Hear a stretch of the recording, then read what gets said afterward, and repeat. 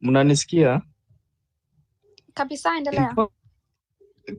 in fact, for the first time I'm a speaker na ndio the first time nimewajoin. I thank you. I want you guys to listen to me clearly. This country Kenya, actually we are becoming refugees. Ni kama sisi ndio tunaishi kwa wenyewe, sisi wananchi wa kawaida, kwa sababu hakuna vile wewe mwenyewe unaishi nchi yako kisha unapigwa, ukilalamika tu unapigwa.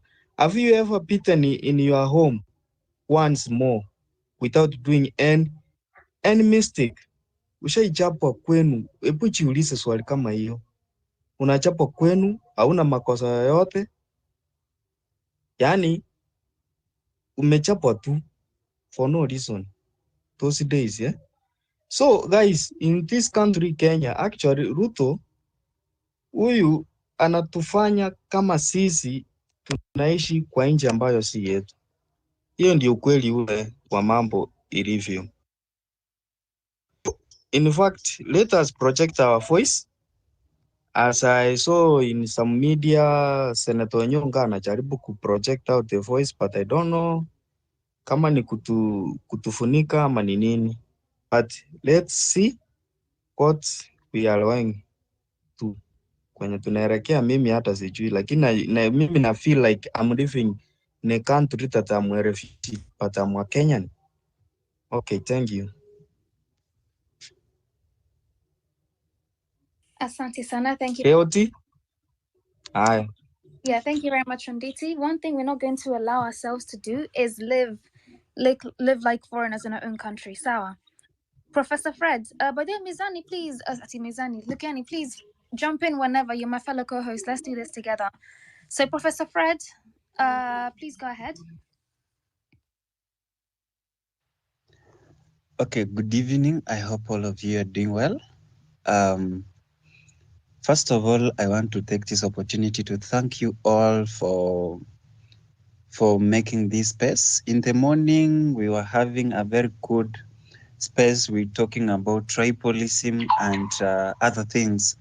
And we have had another space about constitution. And right now we are having this one that we are asking ourselves, where are we heading to as a country? I think this is the time, the right time that we as youths, we as the patriots of this country, we ought to come together and think and strategize how we are going to save this country from this from this route it has taken.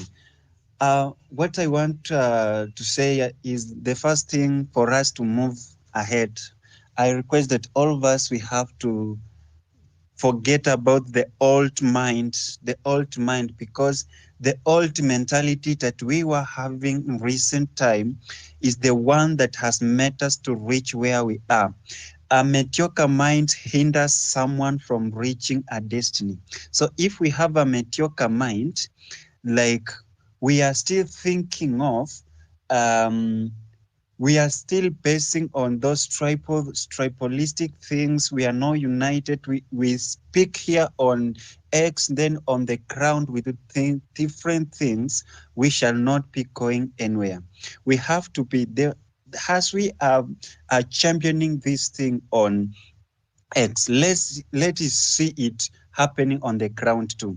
Right now, in this country, Kenya, I have come to realize that there are things that are happening, and these things are just happening to confuse our mind. For example, we as youths at this time, let's not concentrate on these issues and shenanigans of impeaching Rigathi Gachagua.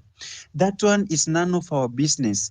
This thing has just been brought at this time so that it has our attentions, instead of us putting our attentions on matters that are affecting where our nation is going, so that wanataka tuanze kuconcentrate how nani Rigathi Gachagua is want to be impeached, how these fun things are going to happen. Yet they continue with their Adani deals. They continue like those funny bills like what Gerald K. Stevens bringing to the country, to the parliament, or concerning the presidential terms and whatever. Things, fun things like that one of Sapini JK bringing. So let's not lose focus concerning our motto, our direction. We decided as GNCs to liberate this country. Let's remain focused and let's try our best to reach even those millennials, those our parents, so that we can try to convince them, because I have come just to realize that those our parents wale walikunywa maziwa ya Moi wangali with that old mentality, which is hindering them, which is hindering us from moving forward. So I think I request that we have to go deeper. We have to go deeper on the ground. We have to reach all corners of the world, of this country, Kenya, so that we can talk to them. We can elaborate to them clearly the importance of good governance and the reason why we want to change this governance from the hands that it is at the moment, so that we can move ahead. At this time, we have seen the executive has taken over other four arms of the government. Judiciary is unable to do its own. Legislature is unable to stand on its own. Even the IPOA is unable to conduct its activity. ESCC that we expected it to be to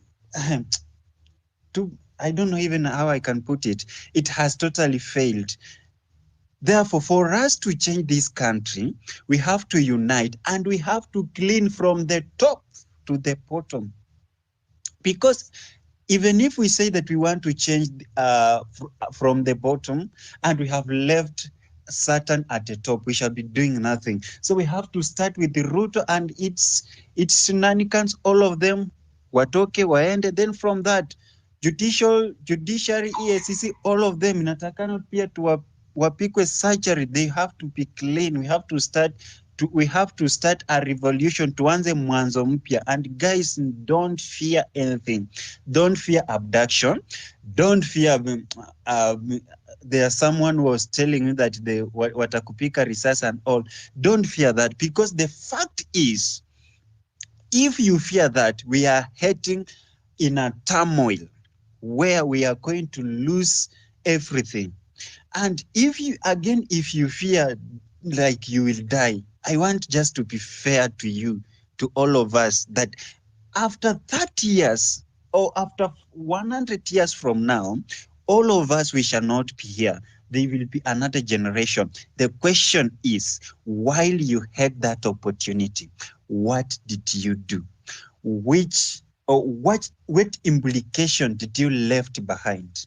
Thank you so much.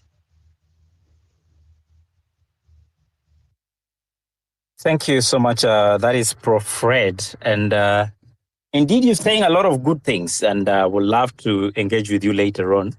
But I know Koti hapa watuulizi maswali, so let me move to the next speaker. Binti, which one do you want us to bring on? No, you can ask. Oh, awesome. Hear any freestyle. Just whatever, yeah, ask. Awesome. So I'm here, and I hear what a lot of us have actually repeated in many opportunities when we've had to speak on terms of let us not lose focus on Adani. As a young boy, when we were in college and we were going out, we'll go in groups and we'll be in a nightclub, and you are with your boys and the girls are on the other end, and one of your boys, for some reason, will score a nice girl. But because she was the only sweet girl around, all of you will try to vibe her. But because there's a lot of club noise, you will pretend you're just having a normal talk. Lakini uko hapo na mzee, nipatie namba yako ya simu. Kidogo kidogo napanduka, unaishi wapi? So what I'm trying to say is, in so much noise, there's also a lot that is happening that I don't want to believe we can ignore. But I love to hear what you guys have to say. Let's have the next speaker, Binti. So let's go to Abdul Rahman. Abdul Rahman, hi. Yes, thank you, Binti, and keep up the good work you're doing, and Mizani and KOT for the good platform. I have three things. One, Gachagua impeachment. It's none of our business. We don't lose our focus. We focus our eyes on the prize that is liberating our country. I know for sure they are calling a bluff on him to resign. There is nothing the impeachment will achieve, but I'm not interested in that. I'm not invested in it. I'm not following on the issues they have. If they can't disagree on who eats how many shillings per kg of coffee that is exported, I don't care, and I'm not interested, and I won't care, and I won't be interested. That is the first point I wanted to make. And I want to call every revolutionary of this movement, or that let us raise up and focus ourselves on the issues that took us to the street, and let us ensure that we respect the blood and the lives of those that fell on the streets, fighting for the very issues that made us to go to the streets. The second point I want to say is that let us be politically conscious. Let us collect votes. Let us register to vote. We are 19 million voters. We are 19 million of us. And with 19 million, we can achieve anything. We can twist the tide. We can turn the tide to our favor, and we can make the country to be the way it is, the way we want it to be. I want us to ensure that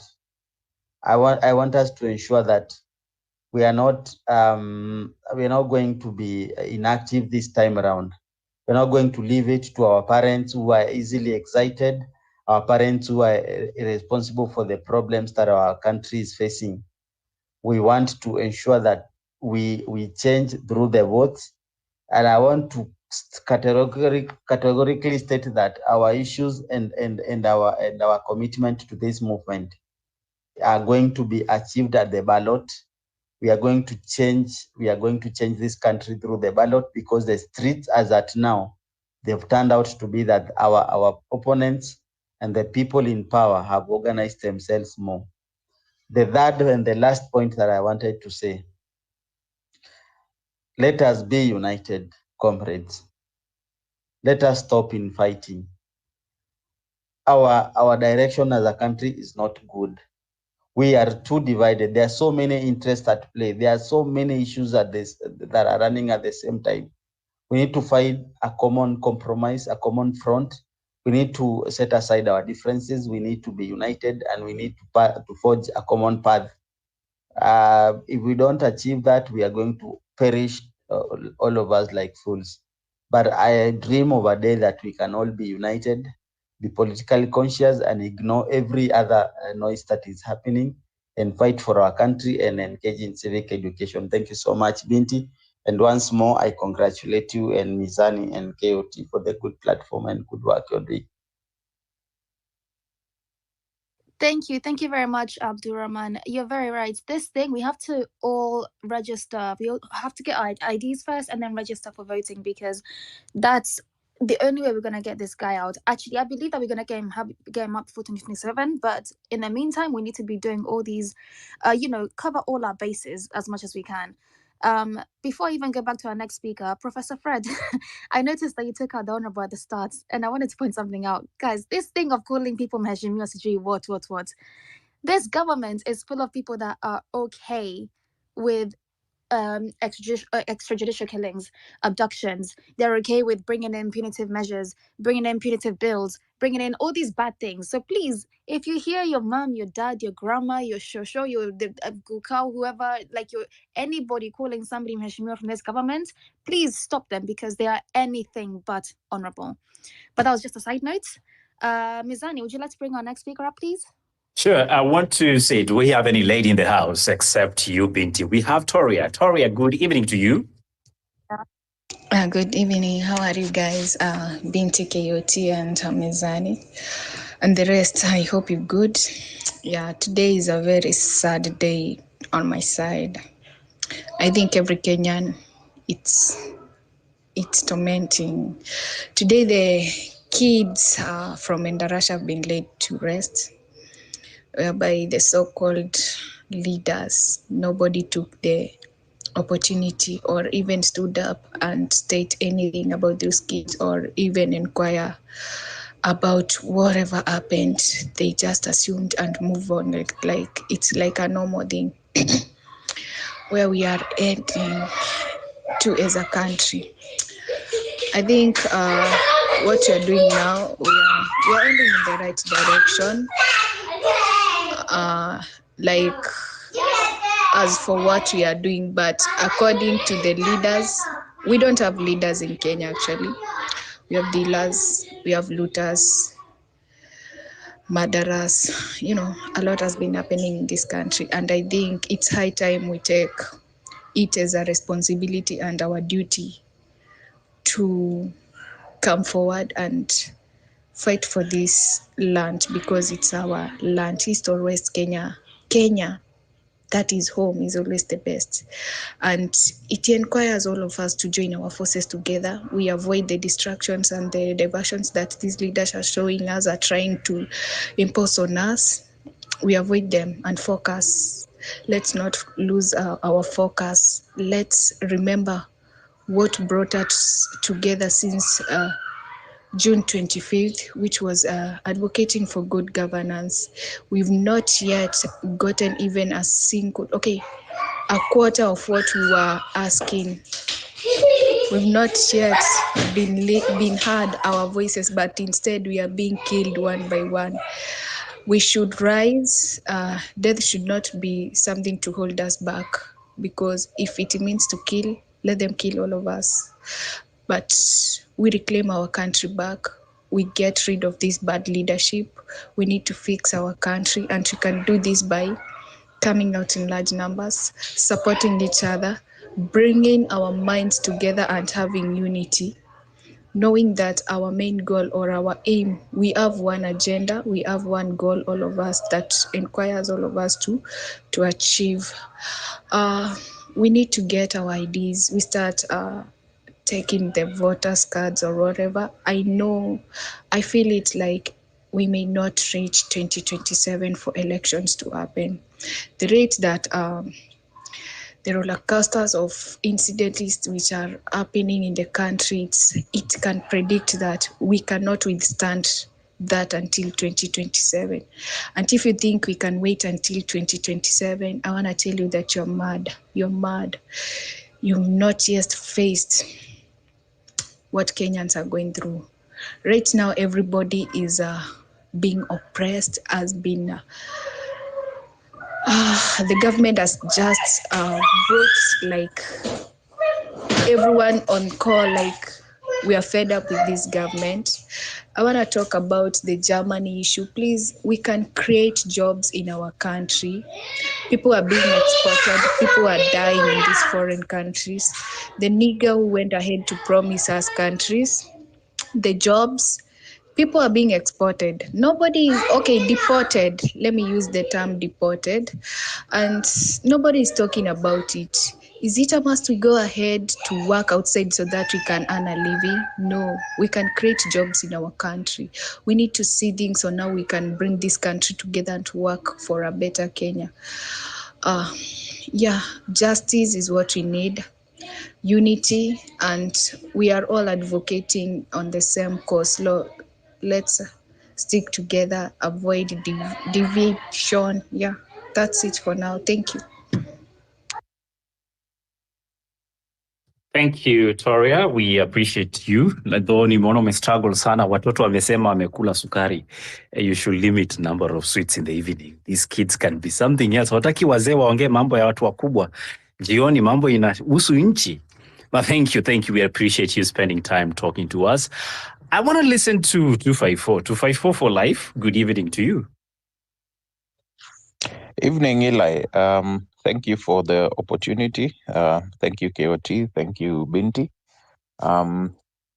I'd like to start at this point, and I posted something on the chat that I think was just trying to make it as short and simple as possible. We are already downhill. We are headed to rock bottom. In other words, And just to correct maybe what Professor Fred had said, we don't need to start a revolution. The revolution started in June already. We are just on a path. And I think as a Kenyan, I'd say the sad reality is that when you wake up in the morning, you feel frustrated. When you go to bed at night, you feel frustrated. And it's all different things. And just to place this in context, I don't support giving airtime to this distractions for Rigiji and being impeached, because I personally know it's all nonsense. It's just trying to distract from the bad governance that we've been seeing. And even all those so-called promises that were given after the initial maandamano, nothing has really changed, to be quite honest. Let's just call it what it is. Nothing has changed. So just to remind people, and as I was listening to some of the speakers, I happened to run through a tweet from Nelson Harvey, and he quite astutely said it. The same people who you expect to give you change were the same people who weren't able to impeach Linturi when he sold us fake fertilizer and fake maize seeds. Are they really going to tell us they're going to impeach a deputy president? Isn't it that foolish? So it's like the leadership of this country is just full of imbeciles and clowns, as he puts it. And I agree totally. We have people who have no sense of what should be done, one. Two, even if they do have the sense of what should be done, they're just clueless. And all they think about is their stomachs and the money they make. And probably as I finish, to keep this context to everyone, just like what Binti said, there's nothing honorable about all these people. And the sooner we keep calling them out for all the nonsense they keep giving us every day, is the sooner they realize that there's no room for them anymore. So we should not be fearful. To be quite honest, we are all going to die someday. Doesn't matter whether you die at 20, 30, 60 or 70 years old. You're going to die one day. The whole important issue for me is when you die, what will you go? What will be your legacy? Would you want to be remembered like Ruto, who's now going to be remembered for being a very serious and consistent liar? Are you going to be remembered as a president who sat and watched your people die? Are you going to be the person who are selling your own citizens to foreign nations as if we are cattle in the market? So I honestly believe I'm Kenyan. I live in Kenya. I don't want to live anywhere else. I'm happy here. I was born, raised, and work here. So I really don't want to be somebody's slave. So I'm happy being here. So if you feel that this is the country where you feel most comfortable in and you want it to be better, then the change starts with you. It's not going to change. It's not going to start with anybody else. It starts with you. So whether it's 2027, whether it's tomorrow, get your vote. Make the change. The change starts with you. Thank you. Thank you. Thank you very much. Exactly that. The change truly does start with you. And you're right, we can't rely on anybody else to do all these things for us, because at the end of the day, we're the ones that are going to be living in the future world. We need to be taking care of ourselves and for our future generations too. How will you be remembered? That's what you just asked, right? And I want to ask our next speaker that. Collins Otiambo, how will you be remembered? Hello, everyone. My name is Collins Odhiambo, an activist. I would call myself that. And thanks, Mizani. Thanks, Binti. Thanks, KOT. And thanks to 54 for Life. I want to be remembered as a citizen who also contributed into to freedom that we share or for future generation that comes. First of all, I want to start my submission by sending my sincere condolences to and Russia kids. Based on what I've seen today, it's like the government or people we hold accountable have lost sense of humanity. We lost kids, and nobody wants to talk about them. As much as they speak about the kids that we lost, it's not as loud as it should be. Someone should be in jail. We can't lose 21 kids. And then it's just like it's statistics of kids that like it's like chicken. It really pains 21 kids. There was someone who was sleeping on their job, and that someone should actually be in cell right now. So another thing I would also want to say is the cake is so big, very, very big. Every hand should be on deck. What I mean by every hand should be on deck is play your part. Play your part to ensure that nobody in this current government goes back, from the president to anybody who is here, because they've actually shown that they're not leaders. Just as 254 has said, using Nani's Avi's tweet, that the people actually we expect to bring change didn't impeach Linturi. I share the same sentiments. Like, how do we expect them to give us change? Yet they didn't impeach Linturi, who actually sold our parents' soil, yes, and became rich with that. So another question I should ask everybody who's here is, what impact would you leave for the country? We know people like Wangari Maathai, they are long gone. But even a kid, if he's told, or he or she is told about Wangari Maathai, they know what Wangari Maathai did. When history would count you, when history would judge you, or when history would judge us, then which part of history would you be?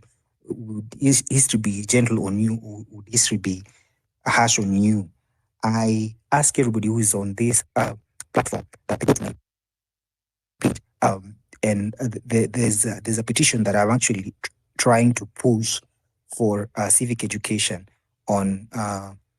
We are requesting the churches to allocate 20 minutes of civic education on importance of ethical voting. So everybody who's on this platform, or anybody who's able to share, please share with your church leaders, and we push this, because just the same way why we are doing this is because politicians actually given a platform to corrupt vulnerable citizens' mind on what they need, how they want the citizens to vote for them, and promise them heaven and earth, which they actually don't need.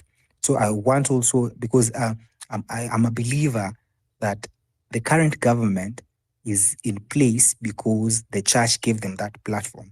And I ask everybody to befriend the church and let the church bring this up, because it's from them that we have this government. So take your voters' cards.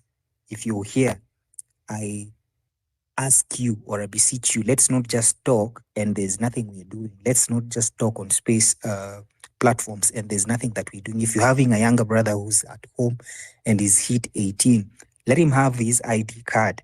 If you're having a parent who's old, ensure, this one I'm really asking, ensure that they don't vote, because they are part of the problem that we're actually facing now. Someone goes to voting, and then what they would say is, this is from my village, this guy is from my village. Like my father attests to this. My father would actually voted for someone because they come from the same clan.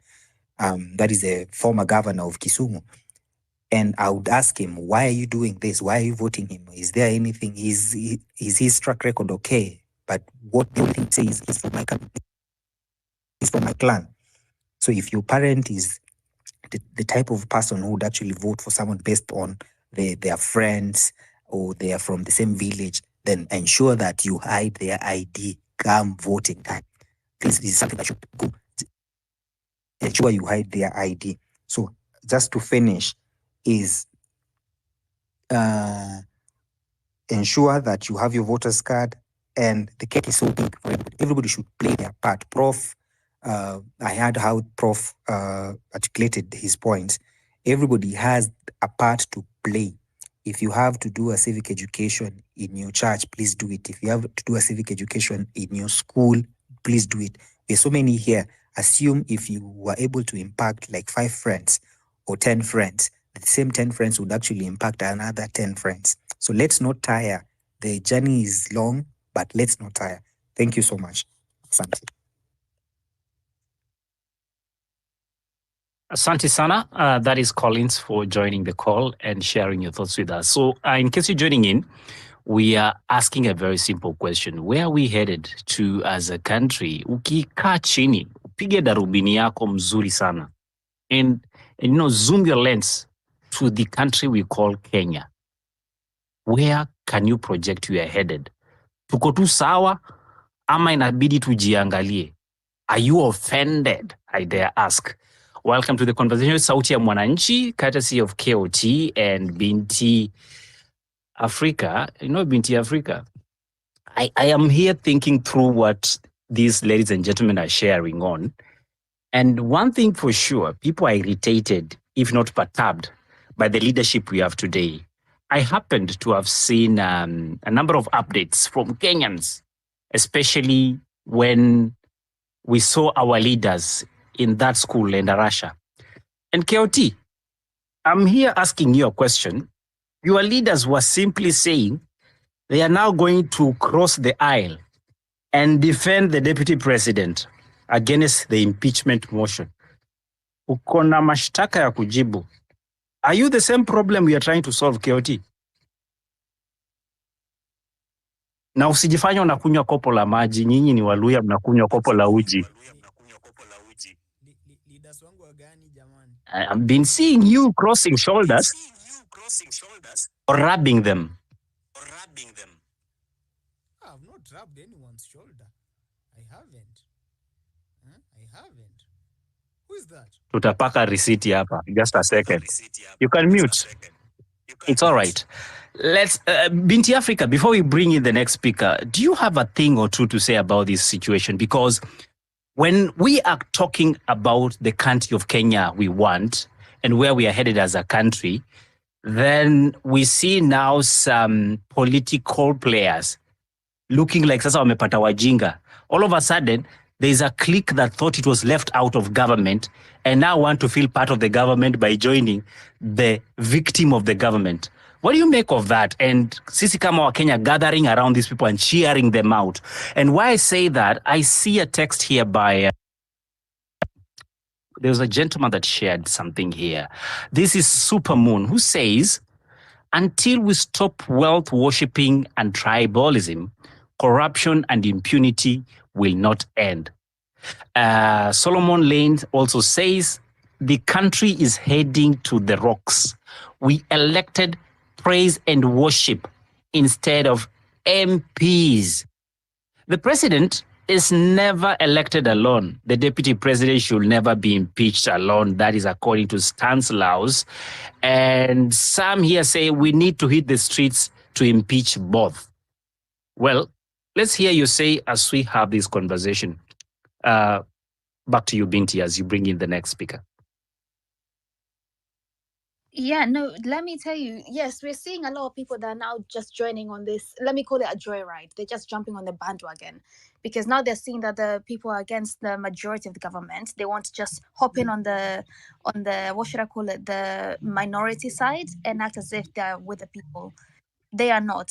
Guys, everybody in this political class right now is not with us. They're not for us. We need to take away this whole class and bring in new people. We need fresh blood. We need people with new mindsets, people with new ideas, new thoughts, new perspectives, with humanity. Let's start there, with humanity, because there's none right now. Let's be honest. Before you just bring in the next speaker, Binti, why for me it's a bit perturbing or very perturbing is the fact that Collins has asked us we need to have at least 25% of civic education happening in churches. Guess what?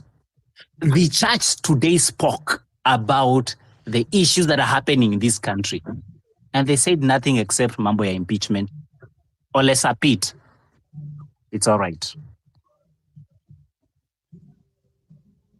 No, it's not all right, by the way. Concept, at the in Russia there was I think it was a priest that spoke, who goes, let's pray for the kids and then let's pray for our government. Why are we praying for this government? They need to be shunned and chucked in the pits. They need to leave like yesterday. They should have left yesterday. All of them. Aki mi nachoka na this. Anyways, let me just go to the next person before nianza kujam and I'm a co-host. Let me go to Farouk. Farouk, hi. Hi, confirm if you can hear me. 100%. Go ahead. Okay, thanks Kayoti, Mizani, Binti, speakers and listeners.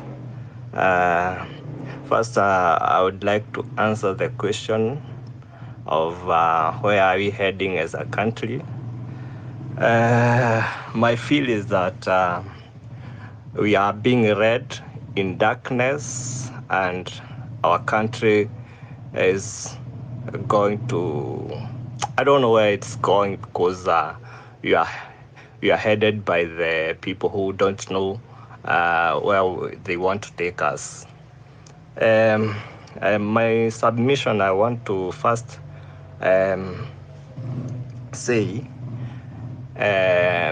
people should not give up about the movement because I feel the rain is still raining and the river is about to break its backs.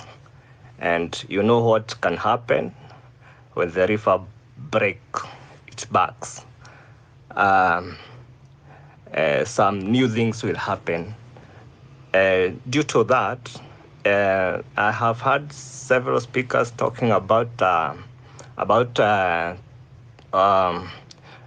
getting votes and be ready for election, and it can happen anytime, or it can happen to the due date.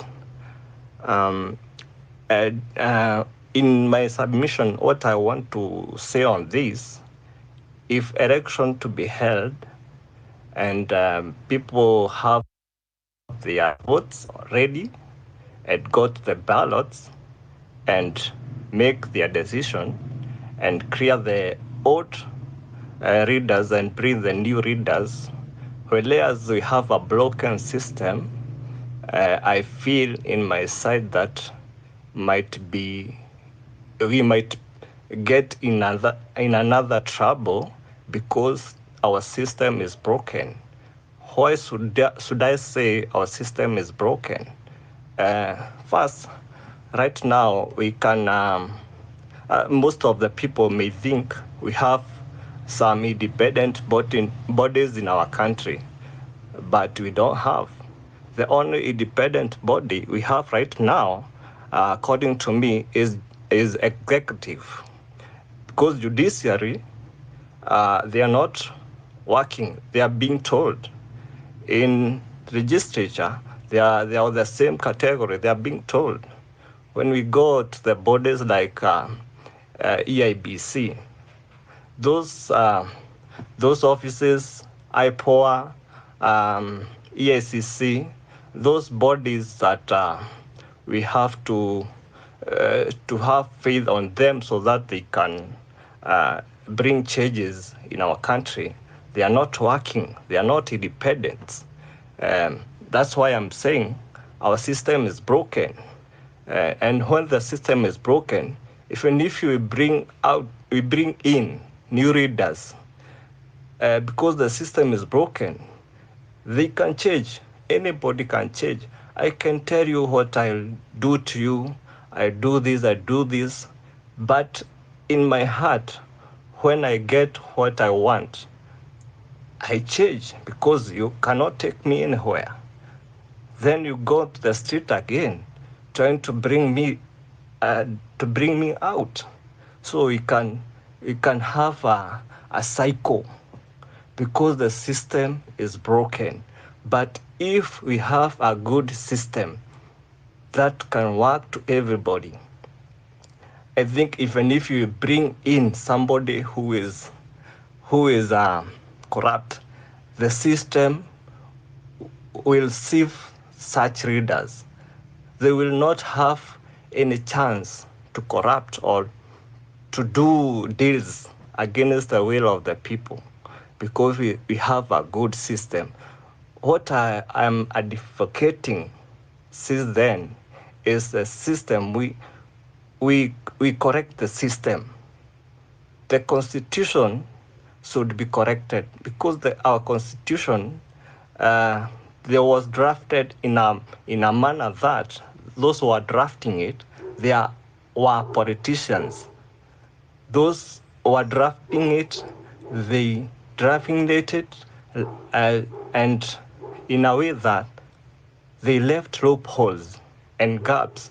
A politician will use our constitution, because I take our constitution as our system, to guide the system in in a way that our constitution talk about independent bodies. Independent bodies, according to me, I feel, is a body that the head of that institution should be elected by the people, because the only independence a head can get in any country, I think, should be elected by the people, direct from the people. Because for example, CJ in judiciary is being appointed, and if you figure out being appointed, you are not independent. In EABC, being appointed, you are not independent. In IPOA, the head being appointed, EACC the same. And when you come the legislature, the powerful man, speaker, is being elected by those politicians. So there always a favor will come in, because you return a favor by giving a favor. So according to me, we have to do to sit down and structure our system, or to amend our system, our constitution. That's where we should focus on, despite if we get in that situation to election, we must think about our system, because we can elect somebody thinking he or she is best to lead this country, but when he get that seat, my friend, you start crying again. You start crying again. So we have to amend our system despite anything. Let me stop there to give another speaker a chance to give out views. Thank KOT, Mizani, Binti for the chance. Thank you so much. Thank you, Farouk. Before you leave, let me just ask you one question. You're saying that we should fix the system, which yes, we should fix the system, but I want to ask you about the constitution specifically. Do you feel that we've actually implemented the constitution properly? Like, are we in a stage where we can say we've tried it, it doesn't work, we need to change it now?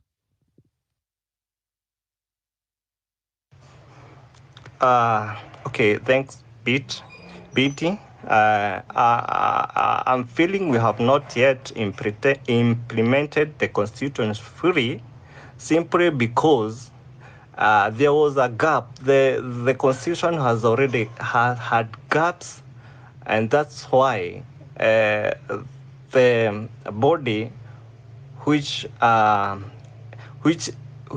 we entrusted to look at the implementation of constitution, they are not working because they are not independent.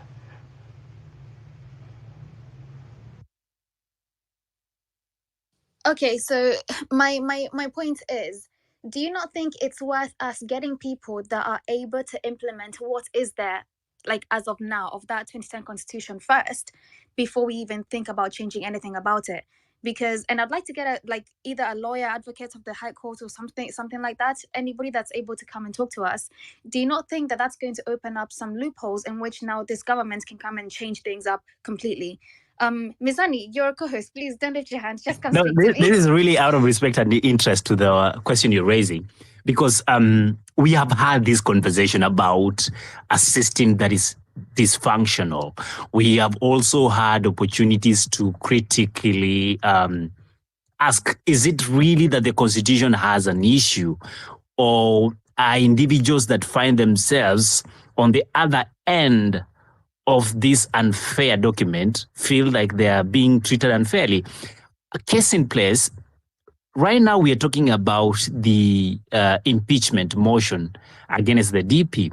There's also some funny guy who has decided 5 years are not enough, so we need to have 2 years. Remember, the Constitution provides for all these amendments to happen within themselves. So if Farouk here is arguing that the problem we have is the system, I am here thinking, is it really the system, or is it the bad manners we have as a people to completely disrespect the rule of law? Because how many of us as Kenyans, and I don't want to look like I'm now trying to accuse us Kenyans as being those who misbehave, but a good example of what we do, and we do it absolutely with no chills. Men, raise up your hand. Usikojoe hapa. Men will actually do that without a problem. Number two, you are at the red lights. Some of you don't even know why we have traffic lights in that country. You will cross through them. And if by any chance the police officer flags you, guess what? Mzee, niko na 500 hapa. So I am not in any way trying to accuse us of misbehaving, because clearly they say the fish rots from the head, but I believe the tree starts from the root. So if we are talking about this document that is so bad, and we haven't implemented a thing about it, how many of these changes will actually bring the change we so desire? And that's why we are asking, where are we headed to as a country? Back to you, Binti. Thank you. Thank you very much. 254, you've had your hand up for a while. I think you want to reply to something, and then we go back to Farouk, then we have some new speakers. So 254 for life. Thank you, Binti. I wanted to touch on two things. One, I'll start by commenting on you saying you don't want to get angry. I'd like to encourage you to get angry, simply because we are all angry because we know there's something wrong. We know the country is not functioning well.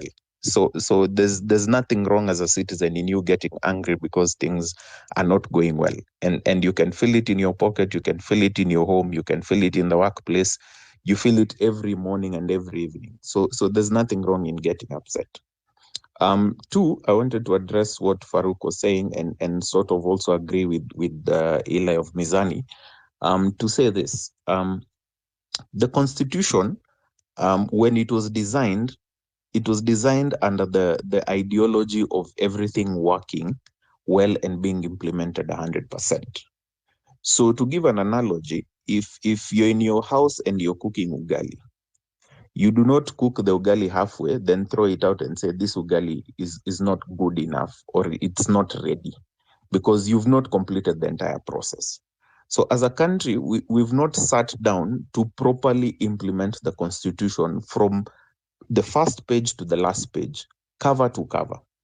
And I think what probably Farouk's ideology should be, or maybe the mentality should be, is that the people who sit in those institutions are supposed to look at the Constitution as the letter of the law for those offices.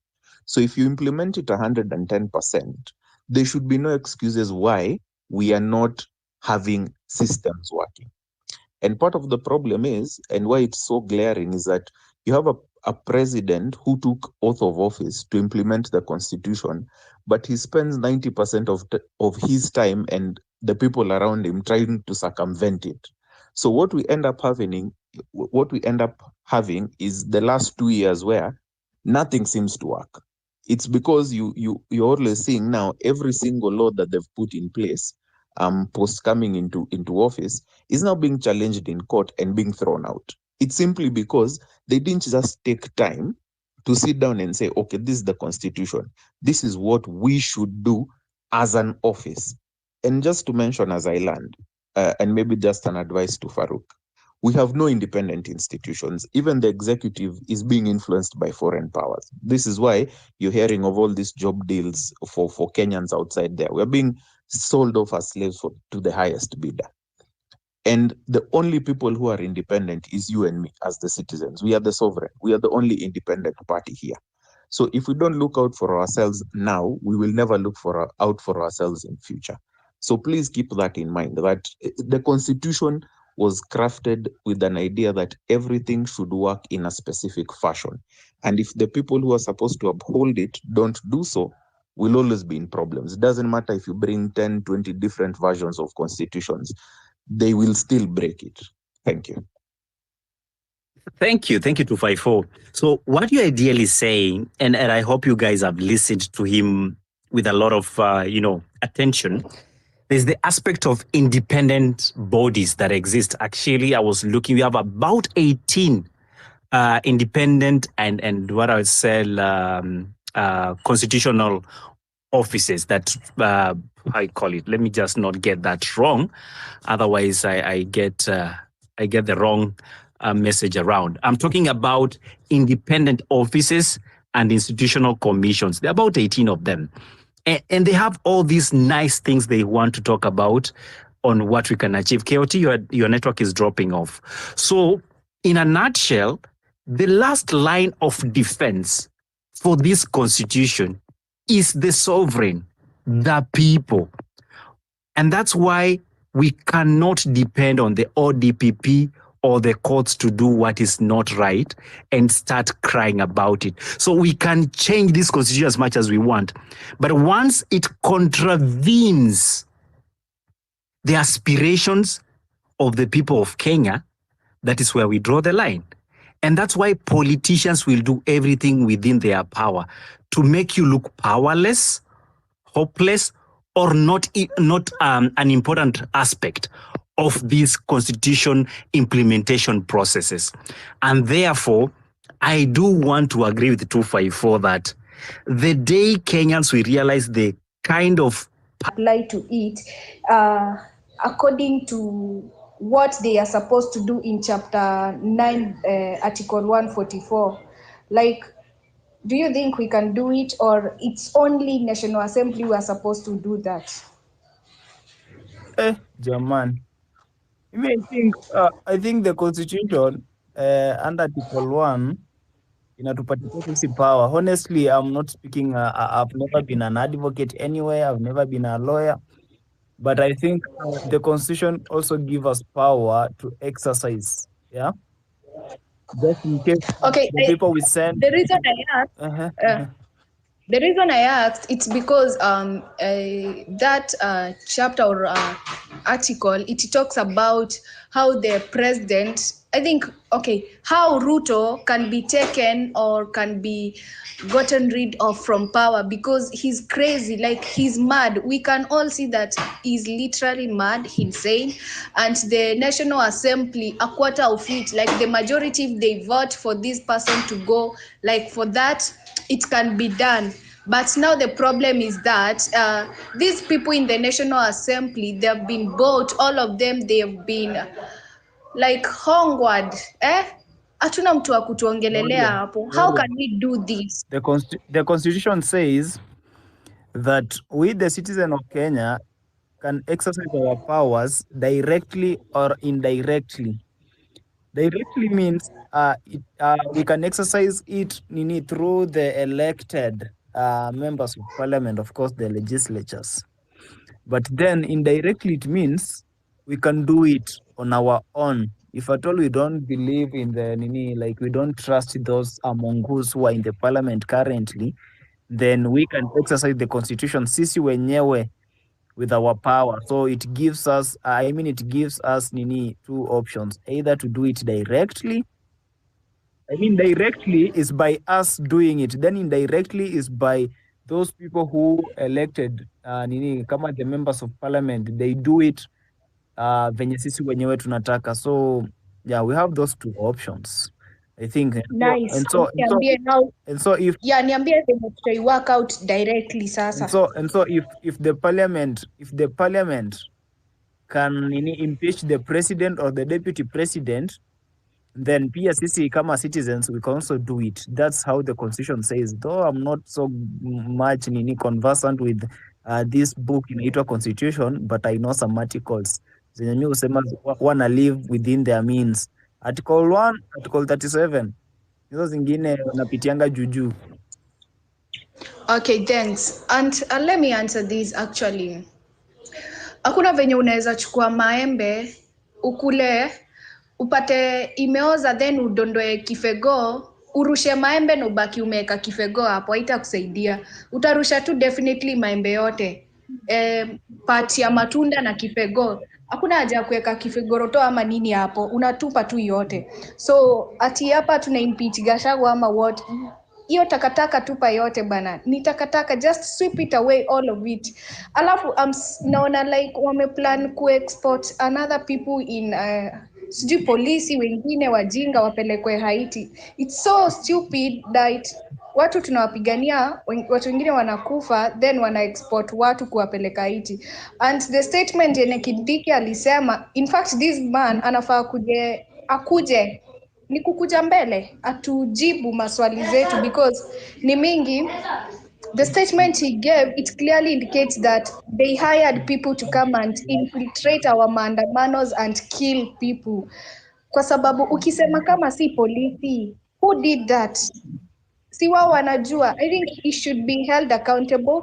And okay, I have a statement that I'm gonna make. I know it might sound a bit weird ama sijui, but let me just state it. I stand to be corrected.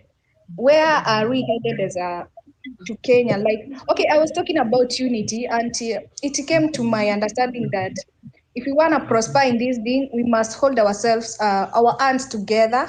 So this means what? Like, watu kama kina sijui Wamalwa, sijui kina nani, if they request to join us, we should give them that chance, but they should not come to make decisions for us.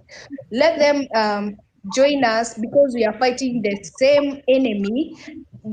Instead when they were from party yao upate wana fight huyu na wanatufight sisi, tunawafight na tunafight huyu, itakuwa ngumu kwetu kuwin because wao wanajua tactics za politics. Sisi ndo okay, nyinyi Gen Z sahi nyinyi ni wachanga, like let's not avoid the millennials and the generation X.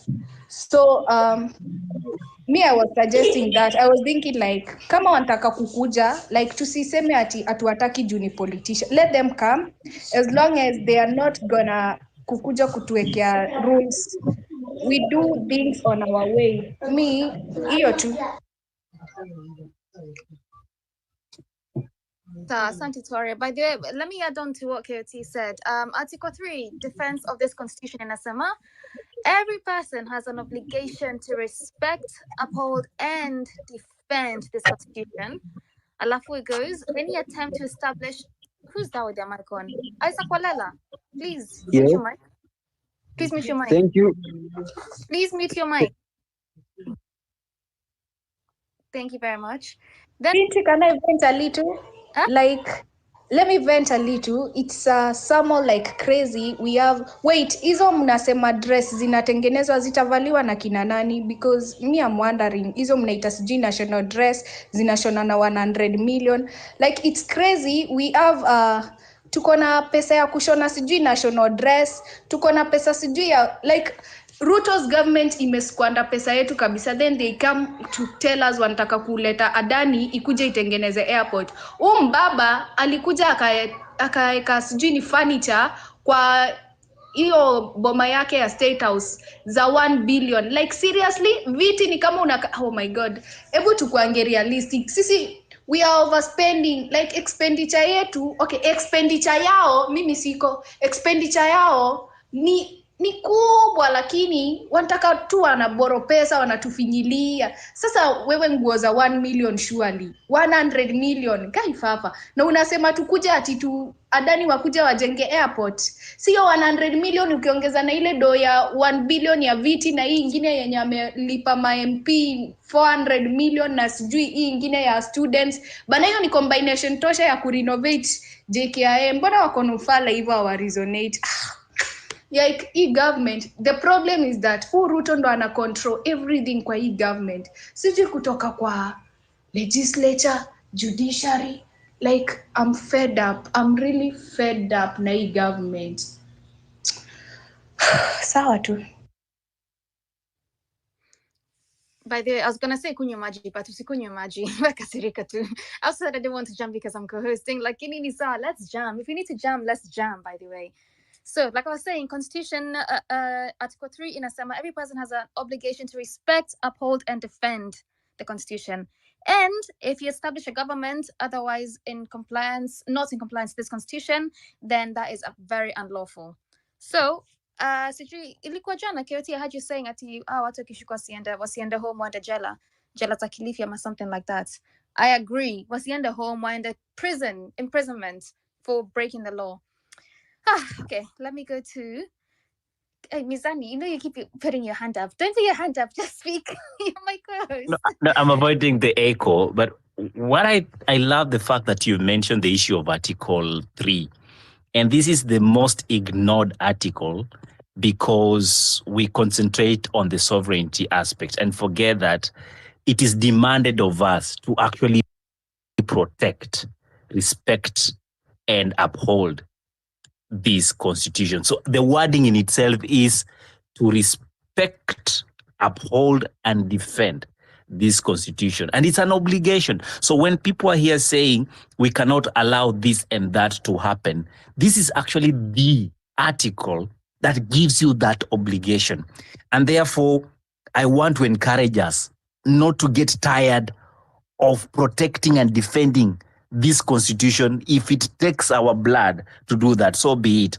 To quickly comment on what Toria said about the issue of CS Kindiki, actually, it's a shame that the CS will come on national media and make such statements. Statements that, yes, people were killed, but that does not mean it was the policemen that did it. What I'm hearing is the CS is affirming that he is incompetent, and either by omission or commission, he installed criminal elements by the virtue of holding that office, installed criminal elements to murder innocent Kenyans under the pretext of defending the presidency. And after that event, fateful event, on the 25th of June, when the president issued a statement, he said that was an amount of treasonous act, meaning it was an attempted coup. So the CS cannot explain who shot and killed Kenyans, but for sure he knows it was not the police officers. But when the president made speech and address to the nation, he said that was criminal elements that were attempting to subvert the constitution and committing treasonous acts. So not understand why CS Kindiki is actually in office if he has no clue who shot Kenyans. The same way, we have no clue how young people, 21 of them, were burnt in a school dormitory. Reminds me of the KAG Kiamba massacre that happened after the post-election violence. But we don't want to talk about that. Let's talk about kubadilisha constitution. Back to you. But let me ask you guys, Kwani, was I seeing my own things, or because I didn't see any Gen Z, millennials, whoever was protesting, I didn't see anybody carrying any guns. So it can't be us. We can't have been killing ourselves, surely. It must be somebody else. And they need to figure out who it is. Real Joe, Sasa. Oh, by the way, Paula, happy birthday again. Thank you Binti. Birthday imeisha bana. Kwani saa ngapi? Si 12 bado. Actually mimi nilishamaliza, nimefunga hiyo chapter. Makosa Sawa, umefanya, hujamwambia happy birthday kababa. Tumia hiyo sauti, we be happy. Wacha hizo.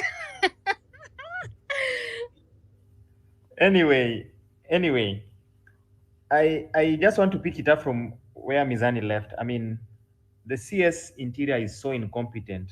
I mean, it's not even us who are saying he's incompetent. When the president was dismissing his first cabinet, he said he dismissed them on grounds of merit after performance appraisal. That means they did not perform up to standards that they had tried to review.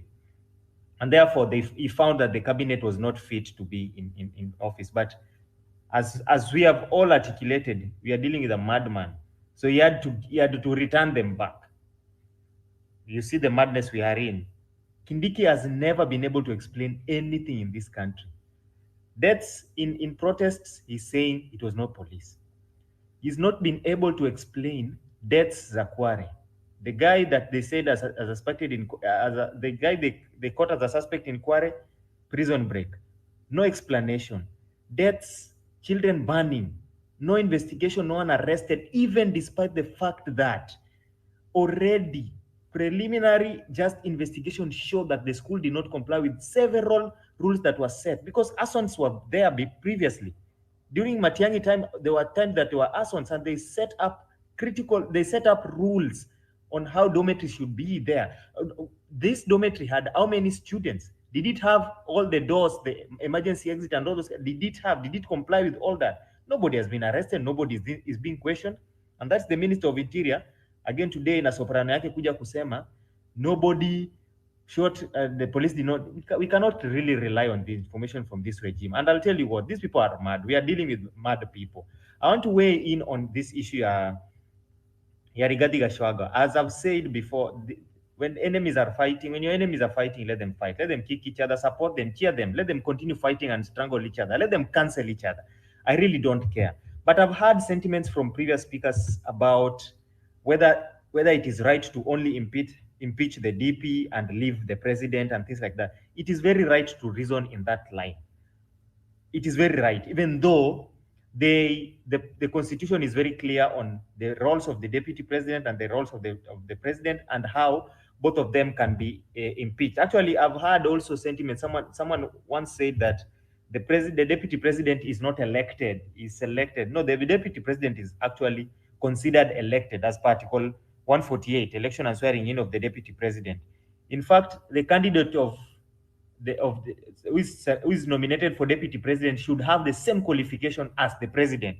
That's what the constitution talks about. So whenever you're nominating a deputy president, you're nominating someone who is having the same qualifications to be a president. That's what the constitution says. So when we Kenyans are concerned and say that why are we talking about impeaching only the deputy president and not the president? Because it is the president who has violated the constitution. He has conducted like a massacre to our constitution, let alone killing innocent lives. He's also dragged our constitution on mad.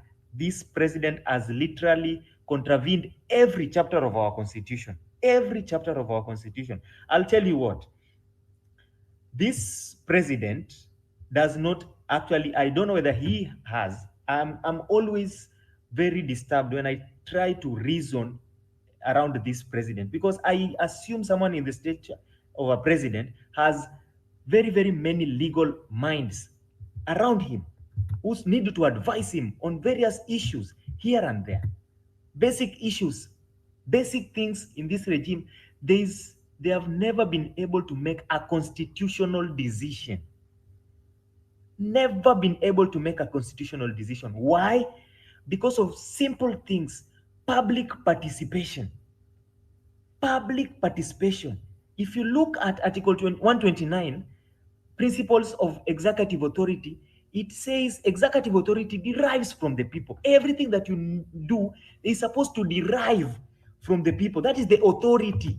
And the Constitution says authority, executive authority derives from the people. Article 129, everything we always derives from the people. Everything is revolving around the people. I'll tell you, we are dealing with someone who thinks he knows it all. He thinks he knows it all. Andrew Carnegie said that no man can make a great leader who wants to do it all himself and to get all the credit for it. He wants to always do it. He knows it all. He knows Ford funded Maandamano. That is what he said. Then he went again, Ford did not fund Manana, now Ford is supporting democracy in Kenya. The person who funded Maandamano, ni kina Rigiji. He's always one speaking, double speaking. That cannot be a leader. And that is why we are asking, where are we headed as a country? We're feeling we are headed to the wrong direction. The person at the wheel is the one who needs to be impeached first. And this parliament is just showing us bureaucracy at the highest level. As per Article 95, they are supposed to review the conduct of the president, deputy president, and other state officers. Article 95 gives them that power. But they are only now politically reviewing only the conduct of the deputy president. What about the conduct of the president? What about when president goes and says he is not aware of abductions? Yet there's an IG who has been asked to present himself in court because of abductions. But the president is unaware of abductions. Yet he is the chairman of the National Security Council.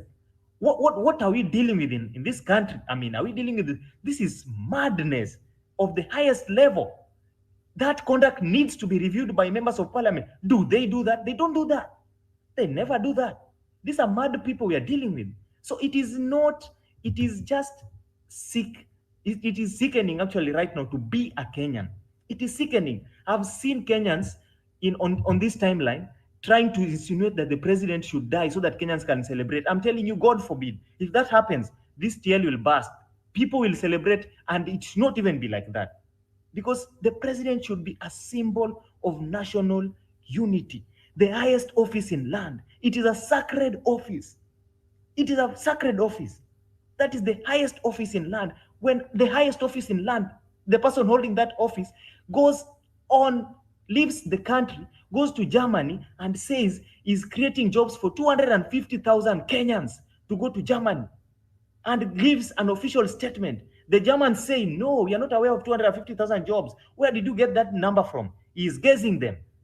That is the person who is holding the highest, that is the driver of this country. And we are saying we are headed anywhere as a country. No, we are not headed anywhere. When the president goes to international media and says the police were within their rights to quell the protests, and today a CS says the police did not shoot protesters. When president is asked why the police use force, he says the police were within their rights. The president has been on media one time saying the police have guns. It is not pens. They are not pens, so they can use the guns. The president has said that is on record. So CS Kindiki cannot tell us that the police did not shoot civilians during protests. It is absurd. It is absurd. His conduct needs to be reviewed. Parliaments need to review his conduct tomorrow, as soon as tomorrow. But will they do that? They will not. That is the failure of this government, the entire government, the entire political system.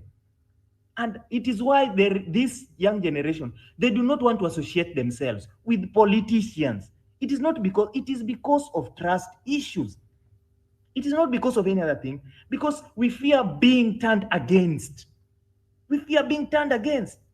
You will give these politicians a chance. Right now, this deputy president, let him be impeached. I really don't care. He is one person who has talked about shares in this country. Very, very aggressively talk about shares in this country. Divisive politics. Let him be impeached. But it is not also right to use, because I've seen, yes, there is wrongdoing, but also I saw abductions from I don't know, this guy, Malala, whatever. I saw, that is not right. It is not right it is not a society. The president needs to be the symbol of national unity. Right now is the symbol of national disunity. Using politics, and I wonder why the parliament, we need to educate them on their roles. They are the most powerful structure of among the arms of government. The legislature is the most powerful because it is direct representation of the people. If you look at the constitution, and I've said this before, if you look at the constitution, the way it has been drafted and the hierarchy, legislature comes first, then executive, then judiciary. That means the legislature has been given first priority because it is a direct representation of the people. I will talk until tomorrow. Let me just land. Thank you.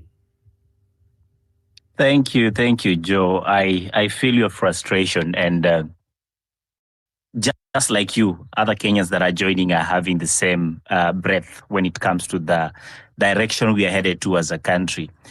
Sometimes umepanda juu ya matatu unaambiwa tunaenda tao, unapigishwa seti.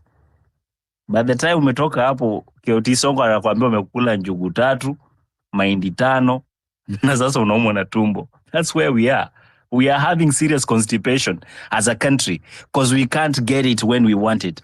I want to bring in Shakahola, and as Shakahola comes in, Binti and Keoti, you'll allow me to call it an evening because of my engagements. I need to get ready for the next session of work.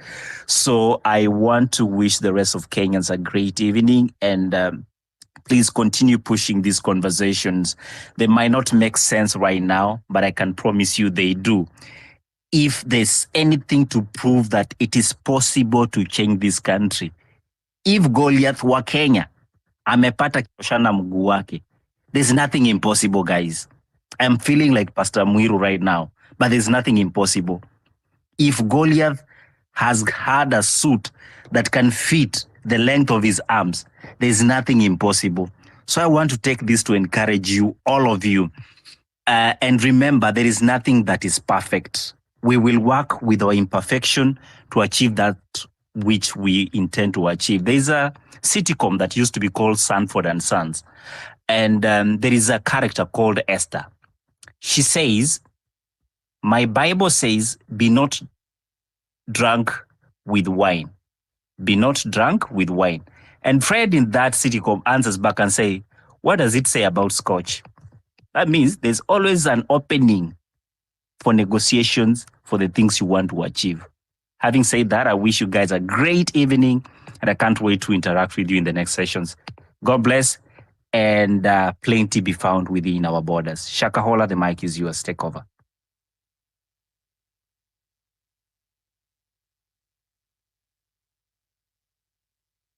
I don't know if they can hear Shakahola. Before they even come on, thank you very much, Ila, for your contributions, for joining us. We may inject kabisa. So thank you very much. Always welcome to this Sauti ya Mwananchi space, hosted by your very own KOT Sonko, aka Marvin Mabonga. Guys, we don't want this space to drop, so use that number up there in the what you call this thing, the title 07104-52543. So please, let's support our brother as he allows us to have this conversation.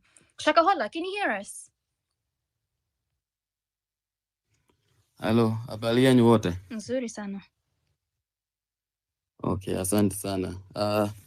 Before I talk about where we are heading and why should Kenya must think deep about this government, allowed me to say this, and then I will come nitakuja hapo kidogo. Kuna kitu ambayo mimi huwa saa hii najiuliza, and I have not sijapata swali yoyote ama jibu yoyote. Ni hawa watu ambao wanajiita IPOA, ambao hutetea haki ya kibinadamu. These people, and I think Binti and KOT and everyone who is here might go and find these people. Tujue shida yao iko wapi. Wajibike kwa kazi yao. Kwa sababu, now see, we have the guy who was beaten by police in a university. Hawakuongea. Everything is happening. Watu waongei. Why can't they come to us, being briefing, waambie wa Kenyans, tumefika hapa na hapa na hapa, hakuna kitu ambayo tunaambiwa. So what we need to do, waitisha maandamano. Those people, they Hao watu ndio ambao sisi tunaangalia. Hao watu ndio ambao sisi kwetu ni haraka kwenda kwao. Why can't they come waambie wa Kenya imeshindikana hapa na hapa, now Kenyans wacheni sasa tuitisha maandamano and we go for it, right? Now what we are whatever we are, Kenya ambacho sasa kinaendelea is whereby we are living under the government that uses intimidation, disobeys court order. You know, right now, looters wanatumia excess forces and they are fix everything with the laws. Hawafuati sheria.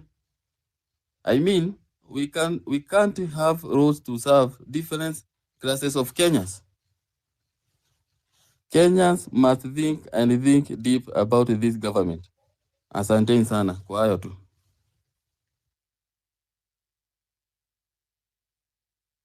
Binti? Asante sana. Rashid, I thought you were back. Are you back? Yes, I'm back. I'm almost concluded. You know, my session starts at 12, so you have another 10 minutes. Ay, sawa. Thank you very much, Shakahola. Alafu, sorry for the wait. I know you were there in my DMs asking me, CJ, when you can speak. So asante sana for your contribution. I want to go to Farah Alafu KD. Hey, Farah, by the way, you know you are one of our soldiers, one of our dedicated Tatima Nanchi soldiers. So Sasa. Salama Binti, can you hear me? 100%. Firstly, my words of advice: never use Ugandan Airlines ever in your life. Anyways, tukiendelea from there. Secondly, I'd like to say is wajinga nyinyi.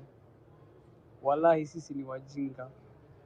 How our attentions have been shifted so easily from that which that matters. From the Adani deal, from the SHIF. Tuko hapa tunaongelea wapuzi kama kina Gachagua. Are you people mko serious? Wajua kuna kitu Redemptor alisema the other day nikacheka, but it has actually turned out to be true. Wakenya tunapenda vituko. We are only there for the incidents. We are only there for what is trending. We can never hold a course from the beginning to the end. Hizi akili ndo mnataka tutumie kubadilisha nchi. Let's be honest with each other, kuongea ukweli, because tunakaa hapa discussing people who should be totally irrelevant to us. We should be planning and chartering a new path forward. Hawa kina Gachagua sijui kina nani sijui nani atakuja kukaa na nani, it's irrelevant completely. And the fact that you people are here discussing them is the only thing that is keeping them in relevance. Tuongeleeni solutions. Let's come up with ideas to blockchain, like unajua, like how we were discussing things initially. We've gone back to factory mentality. Sijui nani anatoa nani. WhatsApp group ngapi wewe mwenyewe umetolewa? Honestly, how does it concern us? We are literally playing into their games whereby we are being distracted from what is important. Tuko hapa tunapiga makofi, ametolewa, sijui nani wamegusa mlima. Let's be honest bana. Where are we headed to as a country? That is the question that is up there. And that is what we should be discussing. We already know that we have a parliament of alls. People who do not have backbones to stand up for anything. So why do you expect anything from them? The president came out here and called you treasonous criminals. How do you expect anything better from him? Kindiki alisema hakuna mtu ameuawa. Leo kusema watu wameuawa na sina polisi, it's no different. We had over 142 people in body in ndani ya magunia. Na wakasema it's the work of a serial killer who they caught in 2 days and he disappeared. Na nyinyi mko hapa mna discuss Rigiji. How sure are you that you'll not end up in a gunia? Let's start holding institutions to account personally. Kama in NIS, we write a letter to the head of NIS in his personal capacity. Kama ni DCI, you write a letter to the head of the DCI in his personal capacity. Mambo sijui ya rigiji sijui na nani, walai ni kama tumekuwa chama ya mama hapa. Let us focus on what's important, please. Thank you guys. Binti, kidogo tu I take on Farah. Farah, thank you. As much as we respect everybody's opinion here, you should also respect, I think, other people's opinion. Those who brought in, I think it's an open, the topic is, well, where is the country headed to?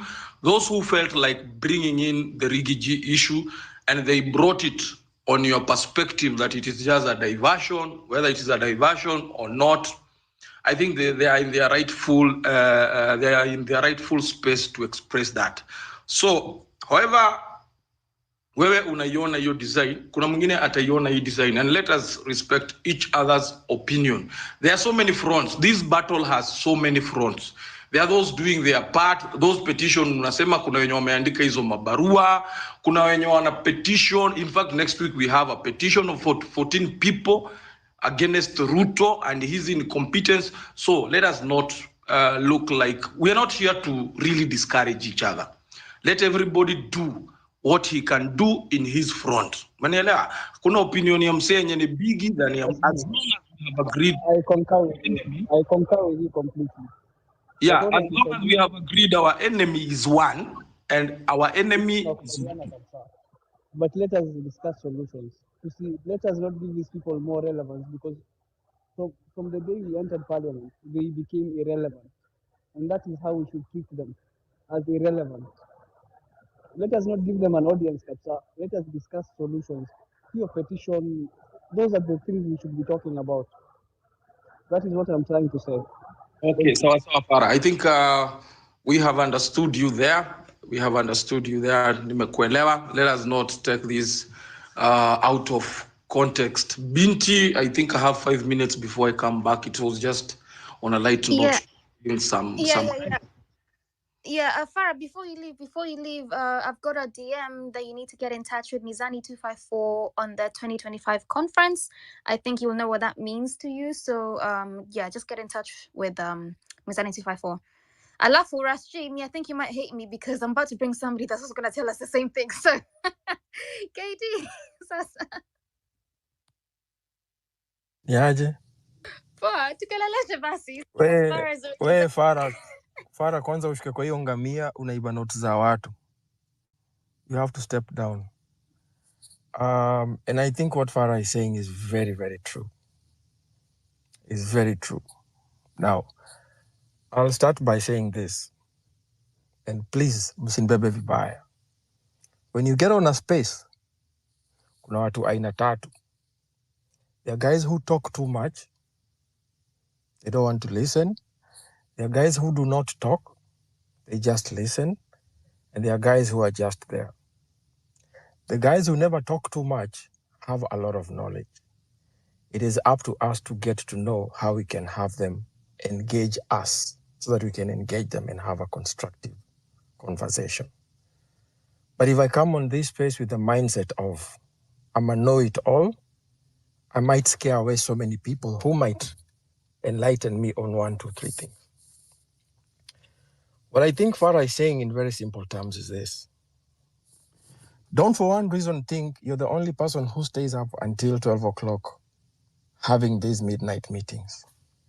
There are those who can even do it on public beaches and very expensive hotels. That while you're talking about them, they're planning on the next move. So the question is, who's the winner and who is losing? While you're discussing about what they did, they're thinking about what will we do. So you're looking back, they're looking 10 times. And if you know very well, the current regime we have, the leader is always 2 years ahead of everyone. I was sitting down today and thinking to myself, when this government took into power, they got in and they said, 844 system out. They started a new system. This is something that had been planned even before they knew they were taking power. NHIF out. In came another system. This is something that was planned way ahead of time.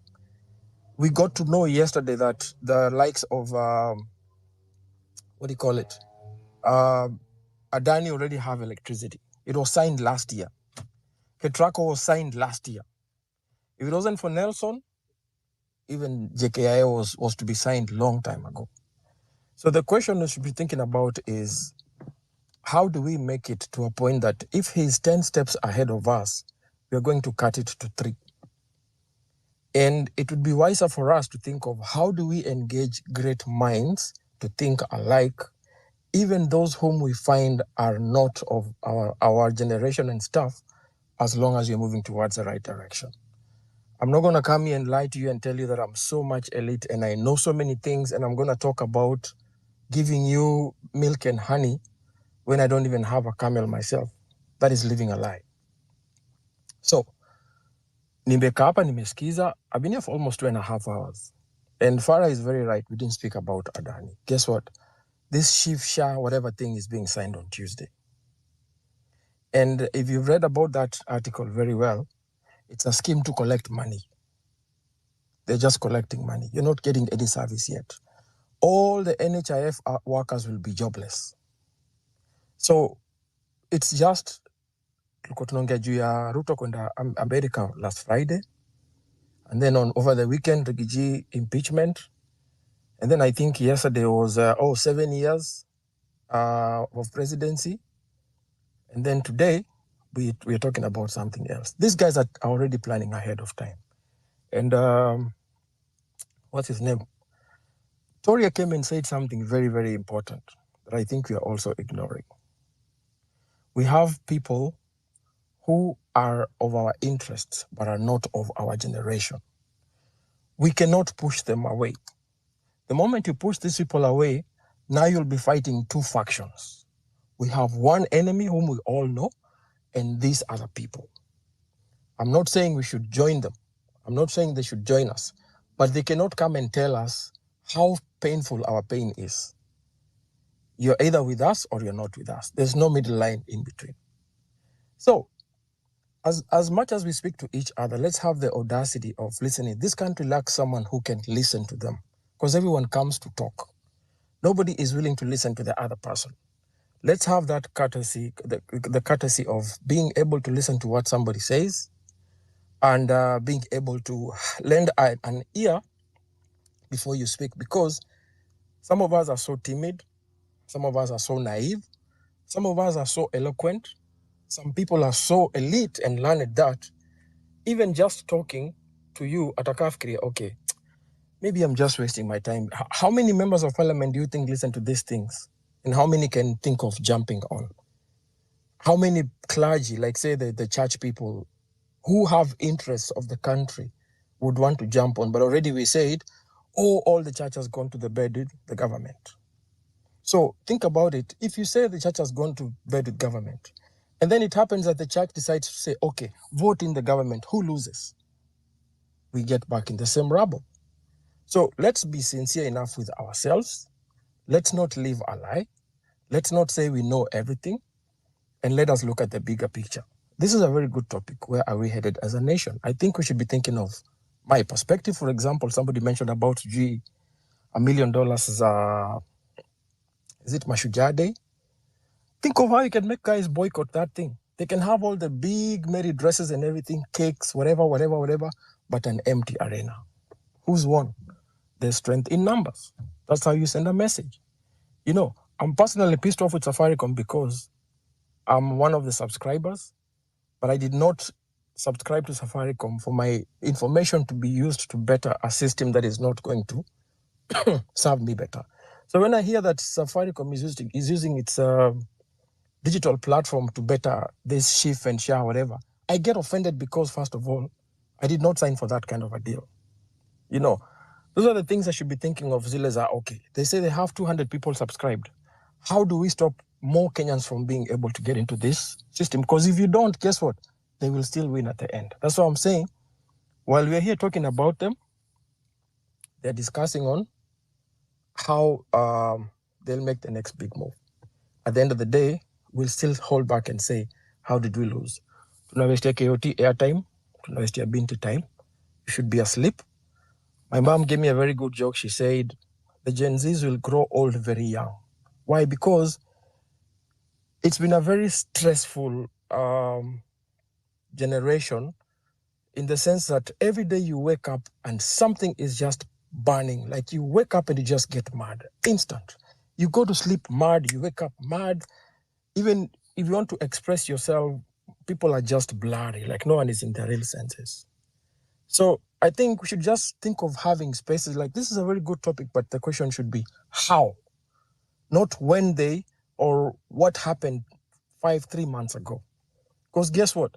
This circus is not going to end. It's not ending anytime soon. We'll still have these spaces. Morara is campaigning, or rather sensitizing the nation on everything. He has another 3 years to go. Does he have the muscle? We should be thinking of how do we make sure that the campaign he's doing will be able to sustain for the next 1,040 something days. But when we come here and talk about impeachment, guess what? Even if Rigiji goes and Minister of Insecurity becomes a VP, my Meru people, you're not going to have highways in Meru. It's not going to change anything. That's the Kenya we are in. So let's be realistic. It's on a very cautious note. I'm not trying to bash anyone. I'm not trying to condemn your emotions or whatever. I'm equally emotional. But it gets to a point, you'd rather sleep angry than stay awake righteous. Afadhali uende umejam na hiyo hasira yako, lakini you're thinking of, okay, what am I going to do to make sure this thing never happens again? And I think that is the part we are missing as the next generation of this country. Thank you. Well, you know, I hate going after you because you just put points and I can't rebuttal. So you at least like sometimes act like a fool so I can say something after you. But I I agree with everything you just said. By the way, you're right. Sorry, I did mention about Binti, before KD disappears, yeah? Before KD disappears, you know, KD will always hit you with some reality. Can you maybe uwezi taka kukasikia, unaelewa? He has always done that. But maybe this one is to KOT. This one is to KOT very directly. KOT, what are we missing? I know you have combined a lot of points up. What are we really missing in this movement? Kuna jamaa alikuwa ameongea hapo akatuletea tu point nini this what are we lacking as a united front? Front moja yenye iko united. What are we lacking? Can I say something? Let me say something before he goes. Let me say something before he goes. We are lacking direction. Who wants to say something before he goes? KD? Yes, please. Yeah, KOT Pole. Before you even talk about direction, the first thing we lack is the will to listen. And I will say that so many times. This country needs someone who can listen to them. The problem is we all want to talk. I'll give you a very perfect example. And let's just use this as a statistics right now. It's not going to cost you not even a single dime. Kama uko kwa hii group sahi, ebu repost tu sema, hii space iko on sahi. And then KOT, do your maths. Check on the number of people who are on this space. How many people will actually hit to that? KD is a nobody in this country. Who am I supposed to?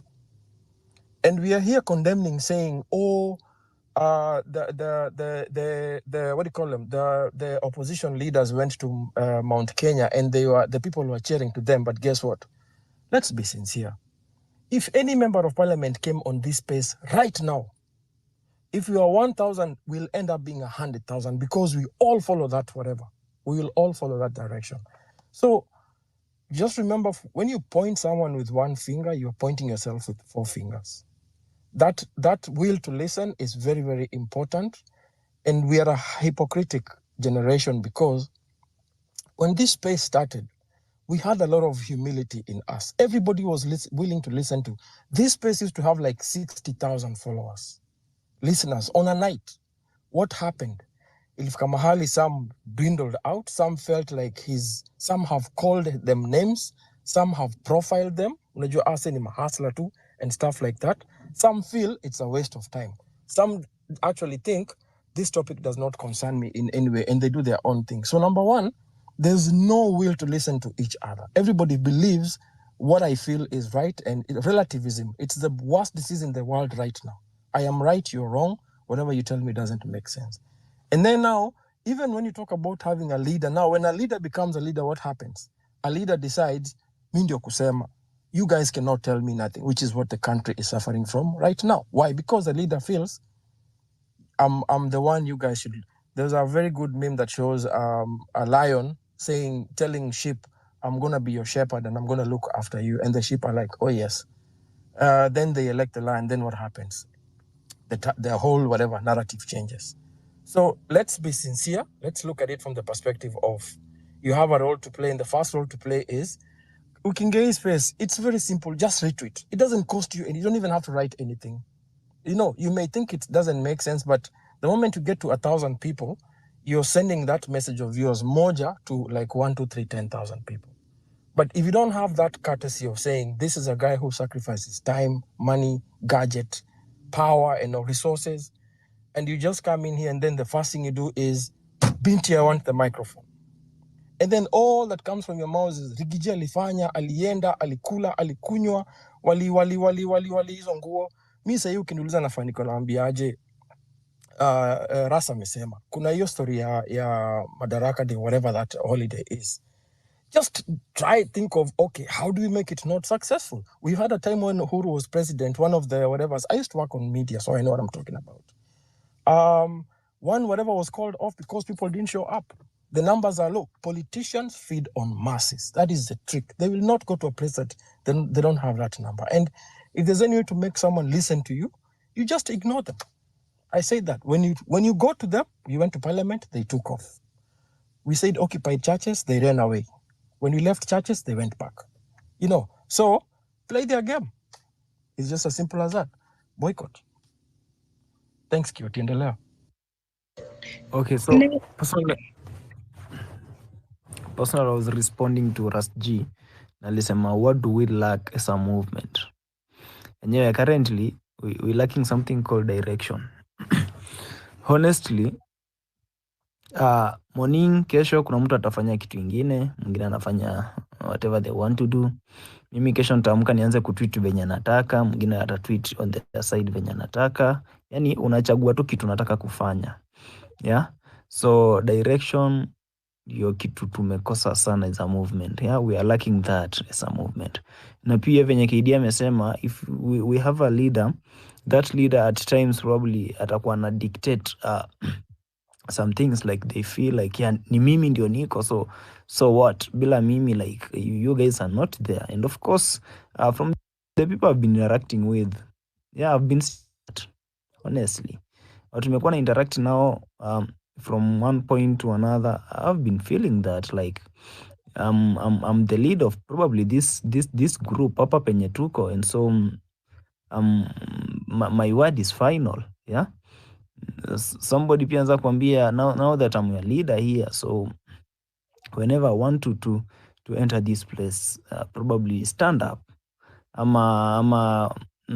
Whenever we are doing this and this, put on your cape. Na mimi kofi yangu inakaa Raila, hii mimi siekangi chini bwana. And so at times I feel like even as much as we want leaders, but these leaders, let them not feel like yani it's just about them. Yeah, it's not just about them, because without me, without you Binti, without Toria, without Nonini, you'll be nobody. Yeah, and that's why me usema hata I'm here on these spaces, I'm hosting, and of course I can't dictate you. Yeah, because you are the one who is making me having this space here. Kama sio wewe, then si afadhali niende nikae huko nijiongeleshe. Yeah, ama kama sio nyinyi, maybe nataka kuongea na Binti peke yake, si nimpigie simu tu tuongee huko. Yeah, and so at times I always feel like when we are in a congregation or a certain place and probably you have been given that mandate to lead that maybe a certain group, don't feel like you are more superior than them, because without them you are nothing. Yeah, hata komanda wa polisi bila polisi wale wadogo, he's nothing. And of course he has to to respect them. Yeah, he or she doesn't have to feel like they are more superior than the others.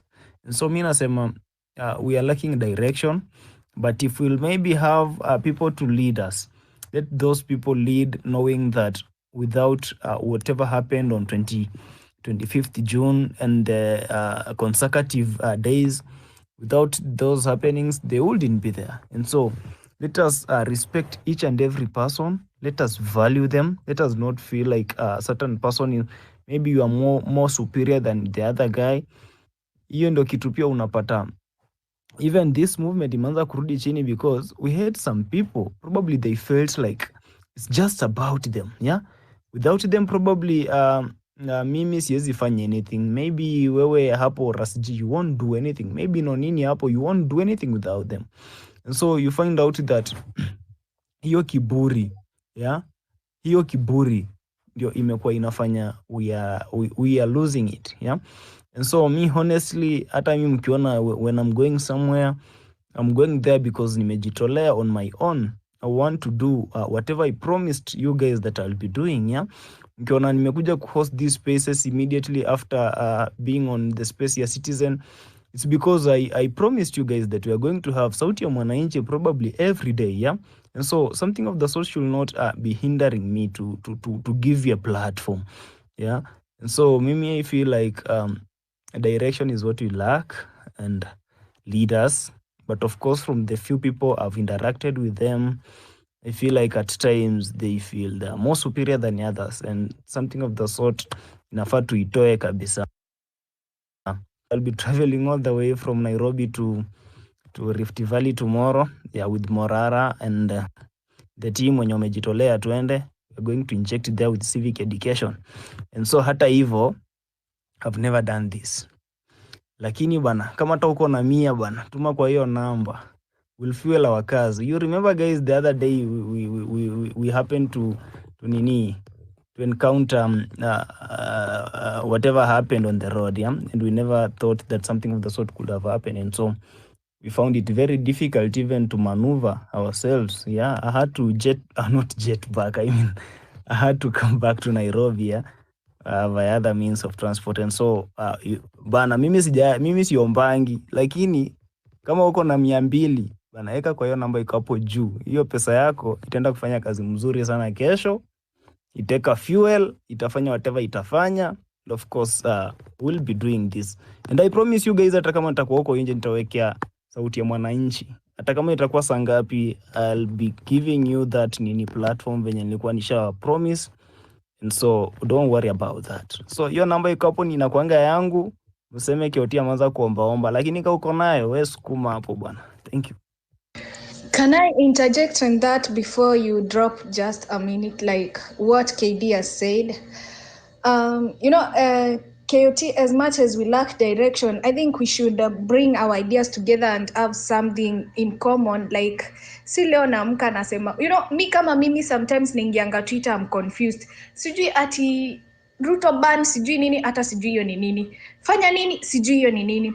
We know one thing, that these bills are being passed in this parliament, and one thing, this parliament should have been dissolved after 25th, after it was invaded. Yeah. So juu inafaa kuwa ishakuwa dissolved, they ignored it and they went ahead to pass these punitive bills hapo kwa hiyo house. I think we should focus on occupying that parliament, sababu hiyo ndo inatumika kupass hizi punitive bills pali hata huyo president anafaa aimpeachiwe from, lakini wamenyamaza, wanapiganisha deal zao huko. I think we should kukuwa na kitu moja kama ni occupy parliament. Yeah, tunajua ni occupy parliament, we work on that tukijua any civic education, but we wanna occupy parliament to make sure imedissolviwa once and for all. Iko our main goal. Sasa leo unaamka unasikia tunaenda JKIA, tunaenda State House, bana hata ujui unaenda aje, tumechanganyikiwa. The second thing is that, like, wanasema ni leaders, people tend to wamekuwa wamejoin hii movement na personal interest. Just because you have a large number of followers, uko na mamilioni, KOT ako na 100, unapata sisi watu tuko na watu wawili bana, hatuna say. Ni huyo mwenye ako na mamilioni akuja eke space moja, akiamua leo tunaongelea Gachagua, anaenda ni Gachagua, of which tunapea wase attention sababu that person ndo anafaa kuwa anatusaidia kupush this movement, our agenda, because we are all advocating for this good governance. Lakini juu nataka kuwa ni kama wamekuwa na personal interest in this movement, like wameturn kuwa bossi, si ma leaders, si nini, like able to check on that kindly. Me, I was suggesting that. Na kama nimeoffend mtu na mdomo yangu, I'm sorry for that. Haujaoffend. Haujaoffend.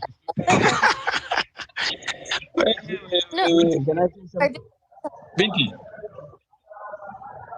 Yes. Those mics, mute those mics za wenye bado wanabonga kabla tujawape. No, ni far. Me, I don't want to get Kalala shot again. I want to drop right now. I need to go and Don't drop. There's a reason I want you not to drop at this particular time. I'll tell you, Kiasi, when to drop, because we are having guests like Nonini, welcome. I can see you on the speakers panel. Just before I forget. There's something that KD has said that is very, very, very much important. The aspect of listening. I hope that we will be more of listeners than talkers, yeah? We'll be more of listeners than talkers. Na saa hii, watu wanaenda kwa ground. Naelewa, watu wanaenda kwa ground. Because I said earlier, it's time to actualize this talk. Wacha tu tusikue tunakaa hapa. Najua tumeongea sana, but hii gospel, wacha tuanze kuipeleka mashinani pole. And talking of going to mashinani, ama kwa ground. Marvin Mabonga is anaenda. And this is my personal appeal to Marvin. Marvin is my friend. Personal appeal, Marvin. Right now, Morara and others wako kwa ground. I remember Morara told us, amepata ofisi na amefanya hizi vitu zake. And if anybody will disagree with me on the speakers panel or in the listeners panel, let me know. Right now, I want us to own this movement. Sitaki ile design yenye. The reason why KD is bringing that idea, kuna wengine wanaona they should be talking more, na kuna wengine, the way Toria is putting, is the moment others feel left out. That's the moment the movement will start losing its main purpose. Unaona? Sasa, now that tunataka kutembea pamoja, let us, those front soldiers, I'm talking of these guys, yeah? The influencers, wale wenye wako limelight na everybody, please show the masses the right direction. The right direction, tunataka watu waone movement. Hii ofisi, it is time the public, what are you doing here? Uko hapa, umefanya effort kwenda kujua ofisi iko wapi? Don't just be complaining, tulitoa pesa. Are you following up on kujua ofisi iko wapi? Because this office imeundwa kwa sababu yangu na wewe. It is time tuanze kujifamiliarize ourselves. Let us look organized. Kuna tu vitu tunakaa ni tudogo, but tunini. Sai Mabonga anaenda. Mabonga should not be asking for fuel ama na vitu zingine. There are people here who can provide those vehicles. Uko na gari yako hapo inakaaga tu na iko na fuel. Uko na magari 5, 6 ziko tu pale. Please provide these things to these guys, yeah? Wakati tunaenda mashinani, kuna watu najua hapa wako na free day kuanzia kesho kutwa nini. This is an opportunity for you to join Mabonga, Morara, make a convoy. You see how these politicians are always organized. Wakati wanakuja kutudanganya huko mitaani, wanakuwa wamejipanga, wamejiorganize. A whole funeral in my backyard, Nyeri. Ilisimamishwa tu, ikasimamishwa, watu wakapewa time so that people can grieve. They build a mass of people so that politicians can come to talk when their kids are dead. Sasa watu, like KD has said, they depend so much on the masses. Na si ati sisi tunakosa hiyo masses. Si nani amekuwa kienda huku na anakutana na wananchi na wanaongea. So let us do that part. Tukisema tunaweza enda, watu wanaweza sacrifice. Kuna wenye wanaweza enda hii weekend kunaenda wapi? Kunaenda Rift Valley. There are guys in Nairobi here who are fed up with Ruto and they come from Rift Valley. This is your chance to accompany Morara and Wakina Marvin and then Rift Valley. Spread that gospel. That's how our parents now watakuja kujua Ruto ni nani. Please, that's my that's my humble appeal to everybody. Anyway, going forward, as I prepare to bring in Nonini, and Nonini, thank you. We saw the latest track that you did, and thank you so much for honoring our fallen comrades. We allowed you that. And talking of arts, you are one of the front guys who have played a very important role using arts to really fight for a new Kenya and a new dispensation. I think it will only be very respectful if I give Nonini atuongeleshe kidogo. As one Kenya, I can see your hand is up, and later on Kim 001 will pick up. Nonini, your mic. Yeah, thanks Ras, nashukuru sana. Big up Binti, big up KOT, Toria, kila mtu hapa Fara na wacheki. Mwaga nasikiza tu kimya Mizani, I see you as well. Waga nasikiza tu, I like following the conversation. KD pia amekuwa hapa manze. First of all, I'd like to tell guys, do you guys know who KD is? KD is a legendary DJ hapo Kenya. KD ndio alianzisha hii mambo ya scratching even before this new DJ started. Na alikujaga yuko tu mahali tu ku US. Sijaona KD for a minute, but hii movement ili bring KD, nikaanza kuona KD anaongea. Na kuna malimi na KD ati tulibonga tukasema yo tuanze kuongea. It was just organic. Ye mwenye aliona what's happening and he started speaking out. Same way as mimi tu nilikaa chini nikaona what's happening and I started speaking out. So hii movement yana nataka tu encourage leo. Don't feel like ati there's a leader ama kuna mtu lazima kuambia vile utafanya, ama kuna mtu atakushow how you're supposed to talk about bad governance and corruption, to call it out. Hakuna mtu anaweza kushow hizo vitu. Hizo vitu zinafaa kuwa personal. Wewe mwenyewe unafaa kuona hii kitu haikai fiti na mimi. How this country is being run is not feeling well. It should be a personal thing. Ikiwa personal, then hatutaja kuzusha ati kuna leader, kuna mtu sijui analipwa ndio afanye nini, because you're not following. Wewe follow mtu, you're not following anyone who's telling you what to do. It's about how you feel. Wewe personally kama Mkenya unafeel aje? Do you feel the country is being run well? If you feel that the country is being run well, then well and good, unanyamaza. If you feel that it's not being run well, then well and good, unaongea. It's a personal thing.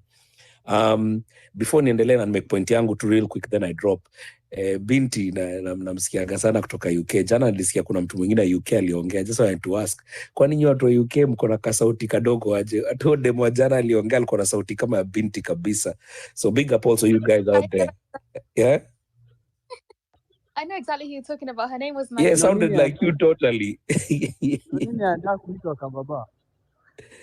Hapana. So, leo nimeona kitu mimi imenijamisha kidogo, na again, sijaona tweet ya mtu akitweet ndio mimi niseme. As in, I was just watching the news and seeing what's happening, and I saw the church held a press briefing. They held a conference with the media just to call out wakichangia mambo yao watu wawili wana fight. Really? It caught me off guard. I was like, what the hell is this? Hawa watu wanaweza piga press conference kuongea mambo ya vita yao watu wawili, but watoi wameuliwa Kenya and they never not even once called a press conference. Those are the things we need to call out. Personally, mimi nimefeel vibaya na nikaiandika. Unaelewa? It's a personal thing. Sikuwa nangojea Morara aseme, ama sijui nangoja nani aseme. No. It's a personal. It's wrong, bro. It's wrong. Na ukirudi nyuma uangalie how church imekuwa used to control politics everywhere in the world. Unakumbuka millennials ama hata labda Gen Z pia wali experience hii kitu. Chuo tulikuwa na hii kitu tulikuwa inaitwa CU. Mko mnaekewa CU. Yani mmeanza kuingizwa mambo ya church tangu chuo, imeanza kuwa programmed in you tangu chuo. It's been used to control people from school, alafu inakuja mpaka ina affect watu in life. Hiyo CU ilikuwa inaekwa hapo ati lazima muende CU, sijui muimbe. I have nothing against God. Mimi niko na personal relationship with God. Pia again, hakuna mtu anaweza ni show venye mimi nafaa kuombea Jaja. Unaelewa? Jaja ni mwenyewe nijue niko na relationship gani, na nikiamka daily I can breathe in and out, man. I thank him for life. Unaelewa? Hiyo ni relationship yangu na hakuna pastor anafaa kuja kuniambia ama kuvalidate my relationship with God. Na hiyo kitu tumeanza kuinstiliwa tukiwa watoi from siku za CU. Mimi nilikuwa naingia CU just because it used to offer me a way to get out of your boarding school. Ilikuwa boarding school, ingine ilikuwa Ukambani, huko imekauka mbaya. I think it was a military camp. So kuingia CU you get those unaweza toka nje ya chuo, unajua mafankie na manini, but control started there. These churches, manze, church, there's nothing wrong with religion. Religion is perfectly okay, but kuna watu wamekuwa hapo that are staining the name of the church. Mpaka wanafanya watu siku hizi wajisikii na mambo ya religion. Watu siku hizi wamedecide wacha tu mimi nikuwe na relationship yangu na jaja huko kando. That really like brush me in a wrong way. Na si need mtu yote aniambie. Ati I need to speak up about it. It's a personal thing. I like what everybody is doing. Hata ukisikia mtu analipwa, as long as ana call out bad governance, ana call out corruption, it's okay. You can watch their moves. The minute tutaanza kuona mtu anatry kukusway in a certain direction that you do not agree with, hapo ndo unamuondokea. Unaelewa? Kama saizi hapa KOT by morning hiyo kitu itaingia, list uko na kitu yako unaweza fanya huko, usijali.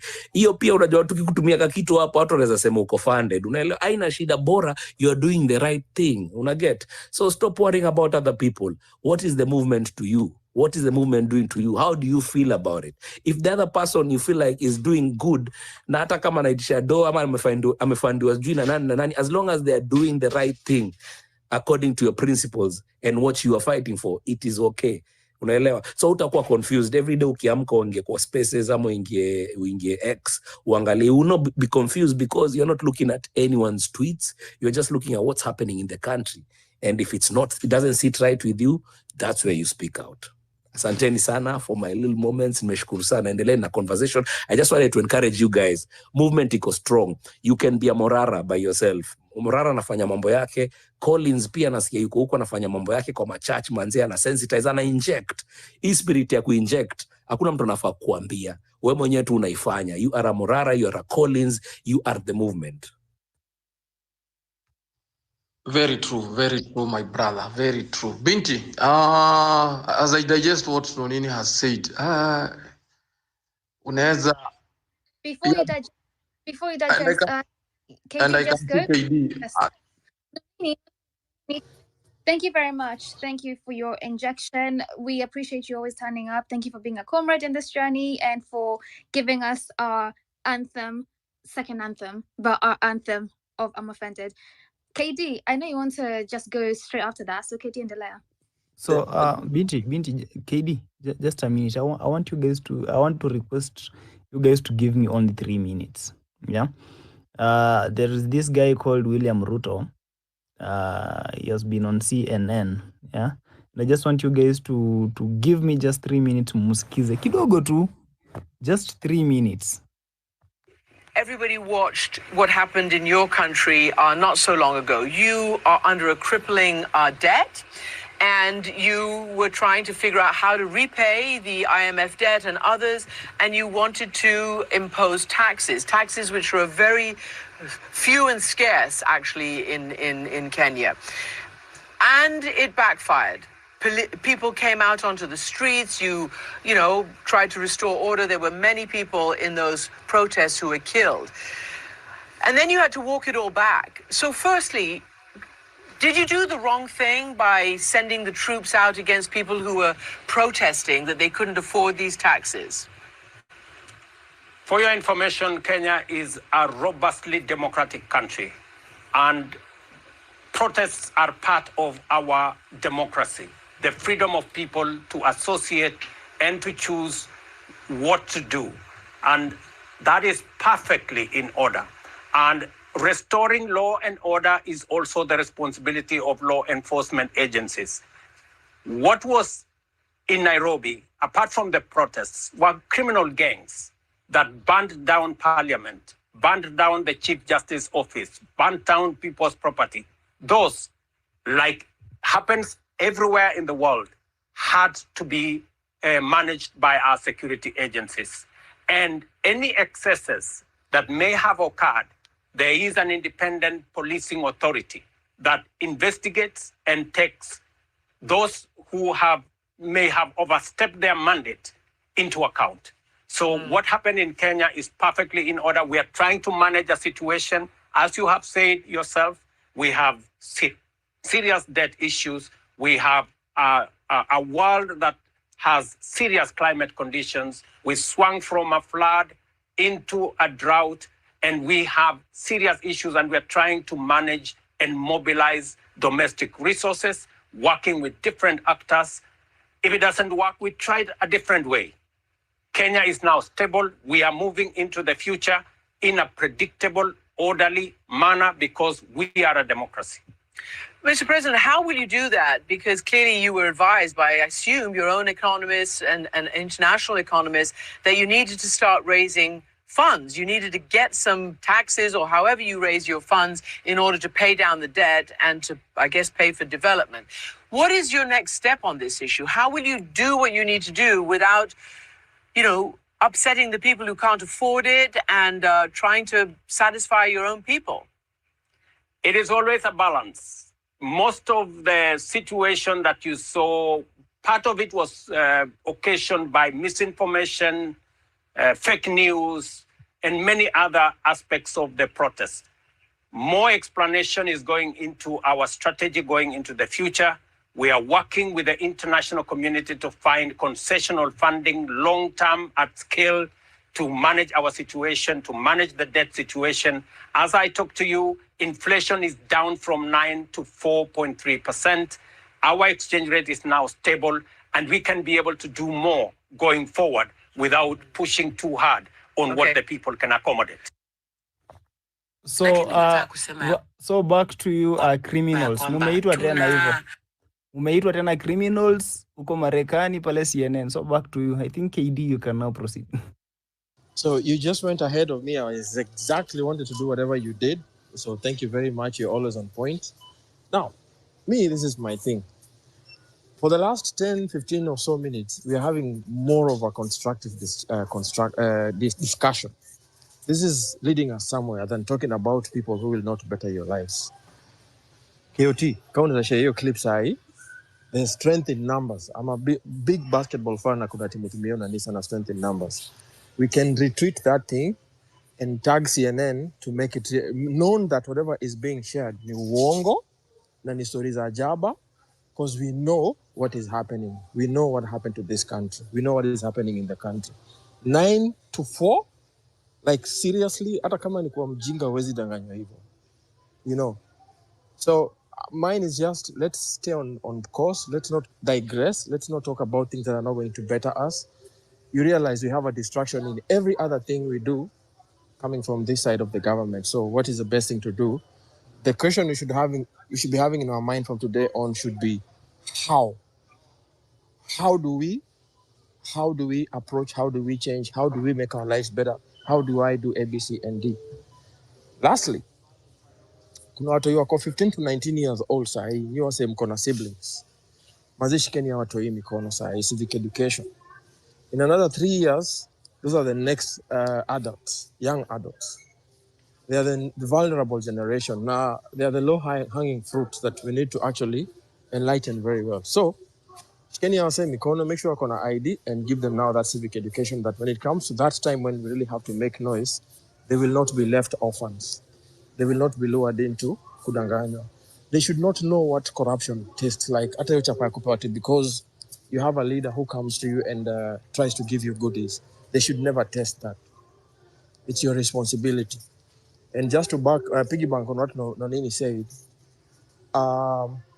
we don't have a leader. The leader is you. So what are you doing as a leader? What role are you playing to make the life of the person next to you better? Huwezi kaa hapo sema ati mimi ni wa Netflix or popcorn. You have to do something. It starts with you. Thanks.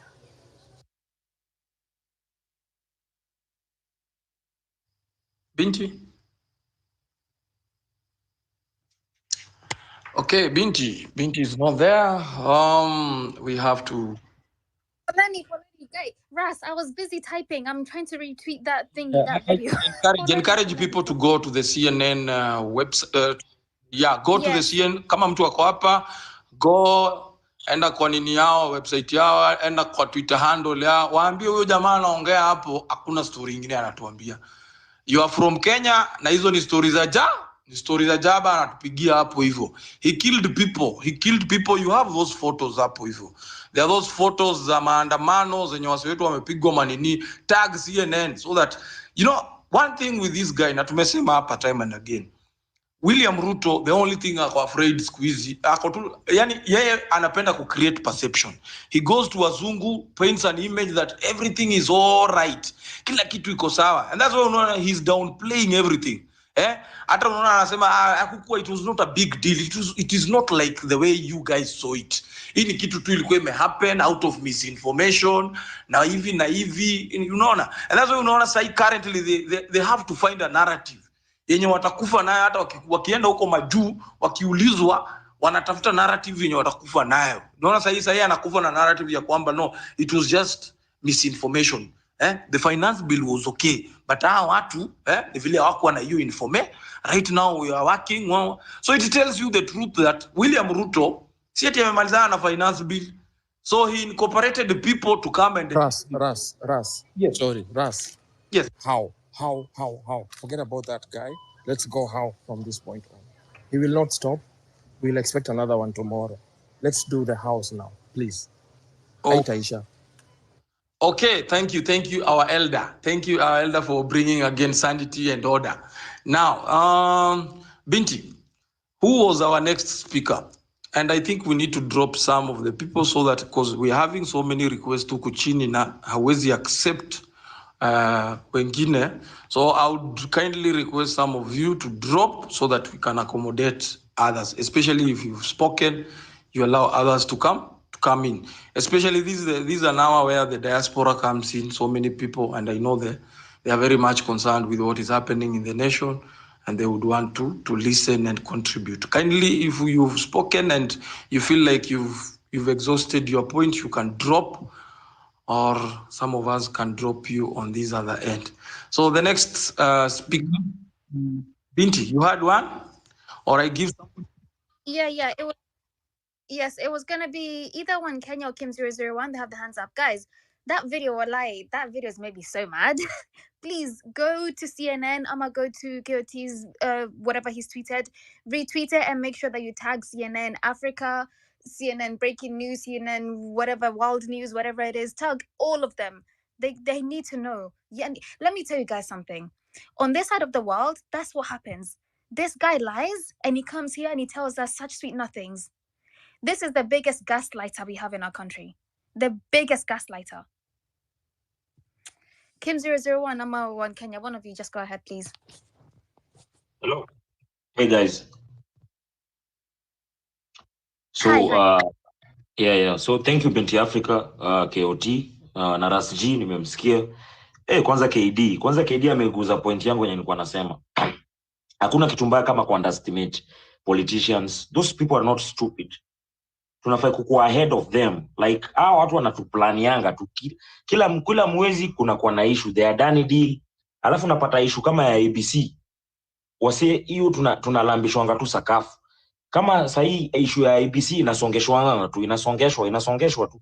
Tukaribu kufikia uchaguzi tutasikia mwaka uchaguzi inaahirishwa. Kwa sababu issue ya ABC ni very critical. Na sahi tuki lose to focus, issue ya ABC itarukishwanga tu hiyo venye narukishwa, kwa sababu unaona hii mwezi tunaingia hii wiki tena issue nyingine imeingia, sijui shift. Like what the fuck is happening in this country? Bako una take a break, like uko like what is just not happening. Ukiangalia news sijui mambo ya impeachment. Yesh. Lakini civic education is the way. Me personally I'll take a break online, kwa sababu sometimes unaingia X umechanganyikiwa and you're like what is not happening here. Wengine mistrust among us and many aspects, kwa sababu unajua kama sahi politicians wata notice kuna mistrust among us, imagine watakuwa na plant an issue, tunashindani hapo kwa issue moja, at the end of the day wanajua Kenya wanafanya.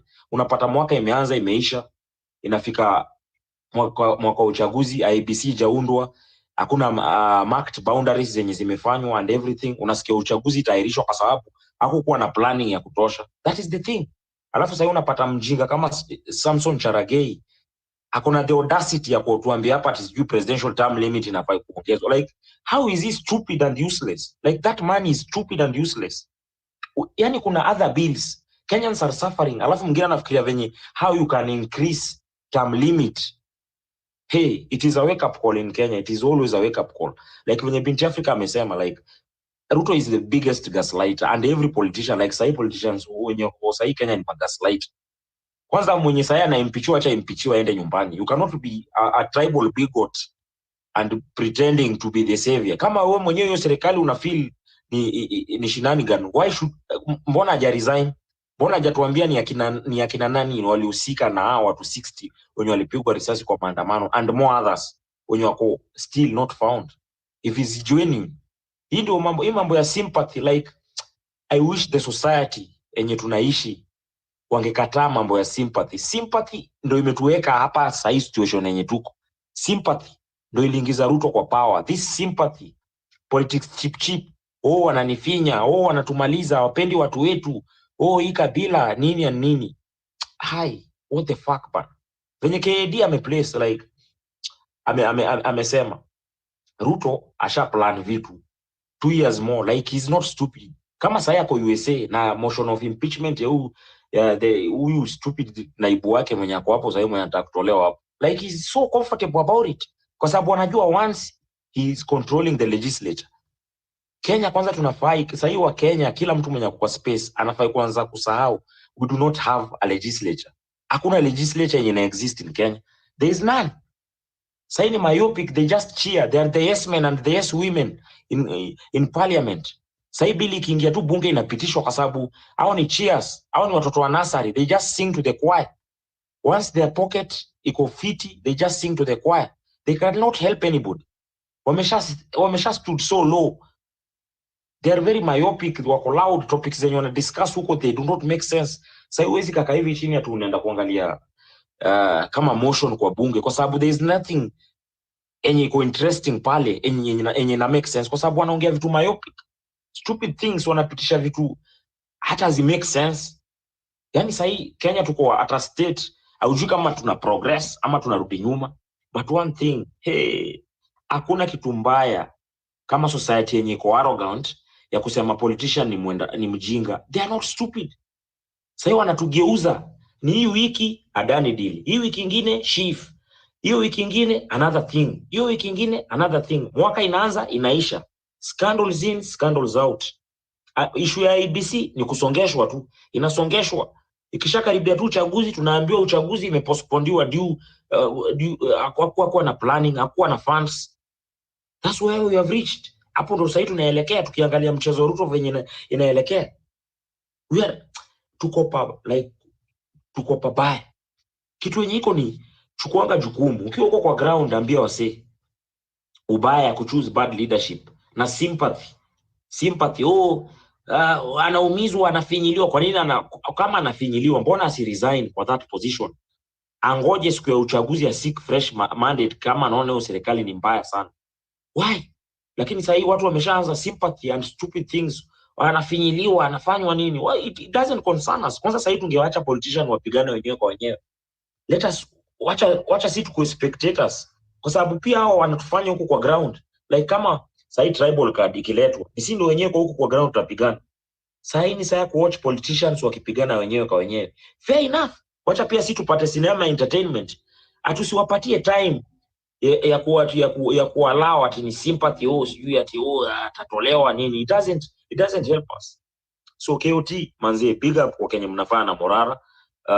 Nilisema next time, like mkipata time mimi niko nai Choka area, nimejaribu na kuangana kwa sababu niko na a small business na operate karibu na stage, and I'm like najaribu kuweka civic education kwa hawa si wanduthi my youth wenye wanapita hapo and everybody. So you're welcome to Chokas kwenye mnaweza arrange ama mtanipin next location mnakaa Choka tuna debunk kwa soko mzima ya Choka cause we need those microphones equal loud and speakers. Like utan DM, I'll send you my number, utan DM, like you're welcome here.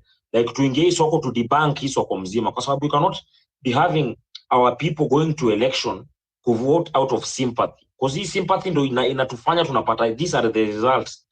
Unaona mtu Kenya anaenda kusema kwa CNN, seriously, what is he saying there? Like ati huyo ndio leader. Like hata wazungu wanaweza tuangalia kwa population.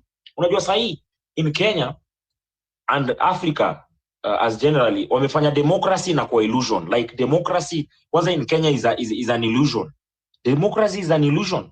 Ni kama tunaisomanga tu kwa kitabu, like rule of law. Sahi katiba inarepiwa over and over, like the constitution is just being raped over and over. Ulishachoka. Sahi democracy imeshageuka an illusion. Ni kitu yenye unasomanga tu kwa kitabu enye exist in real life. Inarepiwa tu on a daily basis. Unapatanga tu law breakers. Mtu kama Masengeli angefai kukuwa na serve sahi sentence yake huko ndani. Sahi alishatishia judge. Unaona judge ali withdraw kwa hiyo kesi due to personal reasons. Alafu akasamehewa, like Masengeli alisamehewa. Sahi mtu unajiulizanga what happened? What happened?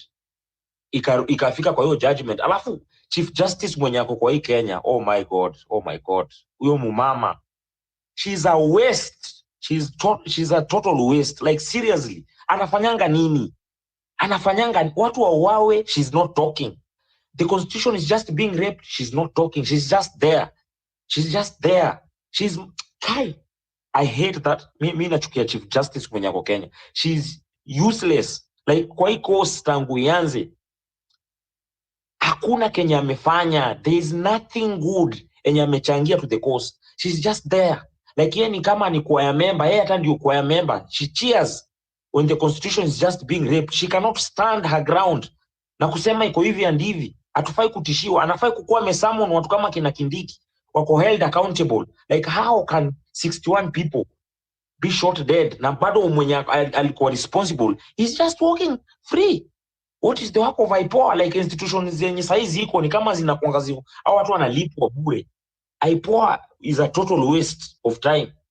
Hakuna siku yenye umesikia IPOA imetangazwa kwa news imeconvict polisi mwenye ameua watu. Kia Njokoma brothers mpaka sahi nothing has happened. You see, vitu kama IPOA is just bogus. Like seriously, wana receive salary yenye make sense. Sahi we must be like, ukiwa hata mtaani umekana wase bonga kuhusu civic education venye tutajikomoa kwa sababu ya losing it. Politician wanatuchezea, washa study ground vizuri sana. Sahi mtu kama Ruto alishaunda Pentagon kitambo sana, ashajua. Ali Hassan Joho amereplace Najib Balala ule mwenye alikuwa hapo 2007. One Kenya. Ameshachukua the cost of living. One Kenya. Wacha mimi niko na nitu kidogo. Umerealize umerudi mali tumetoka, tunaongelelea hawa sasa. Mimi ndo katuongezea tutasaidia. Whatever, there's nobody who loves the Chief Justice or the President. Let's think of how she's fucking. Yes, we all know that. So can we talk about how do we move forward? Let's not talk about these people at all. It's going to help me and you. So please. Mimi Kenya naweza sema Kenya KD anasema is making sense, tusiwapatie time. So mimi Kenya naweza sema like ukiwa kwa ground make an effort. Ukikaa na 1 or 2 3 people, jaribu kuambia importance of good leadership. Hapo ndio itatuelekeza vizuri, because unapata watu wengine wanakuanga very busy struggling na life, so afuatiliangi more about election, on how to elect a good leader and everything, kuangalia characteristics, character, personality ya msee and everything. So tujaribu ukiwa ground, just talk more. So mimi niko Choka, like I'm based on Choka, Nairobi. KOT karibu, mtanitag, like mimi ndatuma namba yangu. I like to join the next trip. Alafu to organize pia huku Choka, like kwanza huku kwetu pia kuna a lot of work to be done, because tribal are very active on how bad leadership inaweza to lead kwa crisis. Watu watoke kwa mtu politics, because it doesn't help us, haijai tusaidia. So civic education inafai kuwa sahi, inafai kuwa scoreboard ya kila msee. Ukipata msee kwa njia, jaribungu tu 1 or 2 things, mguzie tu kuhusu governance. Mguzilie hapa na pale, itapata at least ukimguzilia yeye pia ataende kwa mtu mwingine ambaye kuna kijana pahali fulani ama kuna msichana pahali fulani ananieleza hivi na hapa na pale, na nikaona ina make sense. So civic education inafai kukua a day, inafai kuwa our daily pill, like hiyo inafai kuwa our daily bread before tufike 2027. At least tukue na watu wanajua ukienda kuvote una vote kwa nini, kwa sababu inafai kuwa ina matter una vote kwa nini. Kwa sababu personally I was telling people before we take a break, like personally mpaka mimi sasa tangu niende replacement ya ID Huduma Center mpaka sasa, like my ID haitoka, like it's just so fucked up, mbaya sana. I've tried, like nimeenda kwa hiyo Huduma Center yenye kwa hapa kwa Ruai, nimejaribu, it doesn't help me. Sasa nimetumwa kwa mtu specific huko Jogoo House, I'll not mention the name. Nimeambia ukienda huko ulipe 3,000 utatoka na ID after 30 minutes. So you can imagine that is corruption. Sasa mpaka sasa uende ulipe 3,000, Huduma Center wamekataa kutoa ID na ni replacement, just only replacement. Nilishalipa hiyo thao. Sasa tunalipia identity yetu na Maumau walipigana for identity. Seriously, where are we heading as a country? So civic education is the way to go kwa make watu understand bad leadership inakuja na consequences. So civic education all the way. KD, thank you manze. KD, thank you. KOT manze, keep the gospel running manze. Mkiwa na Morara, ambia shout out kwa Morara, Binti Africa manze. Nashukuru sana kwa kuendelea na hii course, na Ras G bado nimeingia space leo, napata waseo bado wako active. Tumi biashara ilikuwa imeniweka pending kidogo, imenishikilia, lakini nikasema leo lazima niingie at least nichangie one or two things, na nimesikia the course is just moving. So kila mtu amekaribishwa, like KOT kwenye mtapanga na mmekaribishwa choka. I'll be there waiting manze. So thank you guys and have a good night manze. Yeah. Thank you so much. Na hii choka. KOT. Inafaa tembee choka. Nice. Yeah. Inafaa tembee choka. I think KOT, go ahead. Nilikuwa naambia tu One Kenya tutakuja huko choka. Mimi sikujui, lakini tutupatie direction. So tomorrow guys, you all know that we are headed to the Rift Valley. Yeah, mlisema tusiguze mlima, lakini pia tunataka kwenda kuguza sijui valley inaitwa aje. Yeah, bonde la ufa. Yeah, tunaenda kuguza bonde la ufa. Guys, I'm good in Swahili. Msinionange hivi tu. I'm also good in Swahili. Can speak fluent Swahili. Sasa tuliguza mlima, nothing happened. Tunaenda kuguza bonde la ufa. Let's see what will happen. And so guys, tomorrow we are out to offer civic education. Yeah, so for the next 4 days, from Friday, Saturday, Sunday, Monday, then on Tuesday we'll be coming back to Nairobi to settle kidogo. Then we see how we'll move to the coast region and then to the western. And of course, leo nimepata some 3 guys who wanted to join us. And of course, yeah, nishawachukua, we'll be heading there. So namba inaendelea ikisonga. Yeah, last time tulikuwa na gari 3. Sasa tushapata ingine tumeongeza. Sasa zimefika 4. So by the time tufika December, nataka kuwa na magari kama 50. Yeah, zikipita tu ni za civic education. Sio za kupiga siasa, because hatujaanza siasa. Honestly, mimi nikianza siasa hata hapa hamtapumua, because my blood is purely a politician. And apart from being a politician, I also believe I'm a leader. Na ndio maana hata nikiweka hii space, you guys can join and we can have concrete discussion without interruption. That's now the quality of a leader. So personally, I've always believed that I'm both a politician and a leader. Lakini William Samoei Ruto is only a politician. Raila Odinga, at some point, he used to be a leader, but now he opted to be a full politician. Rigathi Gachagua is just huyo ni jamaa fulani wa drama tu. It's just doing some drama. I don't know him. And the likes of Wetangula is a politician, yeah, because whatever he has been doing, honestly, nyinyi mnajua. The only person mwenye naweza sema is both a politician and a leader, it's none other than me. Yeah, hiyo mimi si atinajipiga kifua, but I believe so. And so guys, civic education, tomorrow we headed to the Rift Valley, but of course tutanzia somewhere in kunaitwaje, in Kisii, and then of course Bomet, tukisonga hivyo. So I'll be keeping you posted. I'll be sharing the videos, I'll be sharing the photos. I'll be injecting there. So just in case there is any challenge and the Rift Valley guys wanna face, just put it in my DM. Then of course nikipewa mic, nikishapata ile mic, I'll know exactly what to talk that resonate with those people from that area. And so muendelee kutuombea tafadhali. Mimi kitu mimi hutaka tu kwenu bana ni maombi tu peke yake. Yeah. Because everything is just vanity. And so mkinipia maombi tu nikuwe salama, then honestly everything will be okay. So if you wish to join us even next time, just let me know. My number inakuanga hapo. Hii namba iko hapa juu. Hii kwangi namba ya simu na WhatsApp. Ukitext tu kwa WhatsApp utanipata, but I'll take a lot of time to respond to you. The number yenye iko WhatsApp direct yenye iko kwa profile yangu, ukiklik hapo ukiangalia hiyo picha inakuanga hapo chini kuna link. That link takes you direct to my WhatsApp, and so we can converse there. Hii namba iko hapo inakuanga ya other purpose, of course. Thank you. Talking of other purpose, inakuwaga ya purpose kama saa hii ni time ya mabonga kutafuta fuel, anatafuta fuel asirudi na mat kama last time, ama nimechoma. Asirudi na last time we encountered a drunk nini driver, and what we saw, it's only God that we are here. So ensure that you continue praying for us. That's why nimesema mtuombee bana. Yeah, I have a lot of challenges out there. And so just your prayers are enough. Yeah, mtuweke kwa maombi bana. Ndugu zangu Smack kutoka Coast, tafadhali ukisoma Quran, ensure you mention my name bana. Ndugu zangu wa Islam, ndugu zangu wa Kristo, tafadhali ukisoma Biblia na uende kuomba, ensure you are saying a word na uniombee. Hiyo jina yangu official ni Marvin Mabonga, so omba bana. Ukililia kwa hiyo jina na Mungu of course atashuka. Mavo ameanza campaign mapema. Anyway, ni poa kuanza campaign mapema. But anyway, we have to keep talking. We remember we have one country very beautiful called Kenya.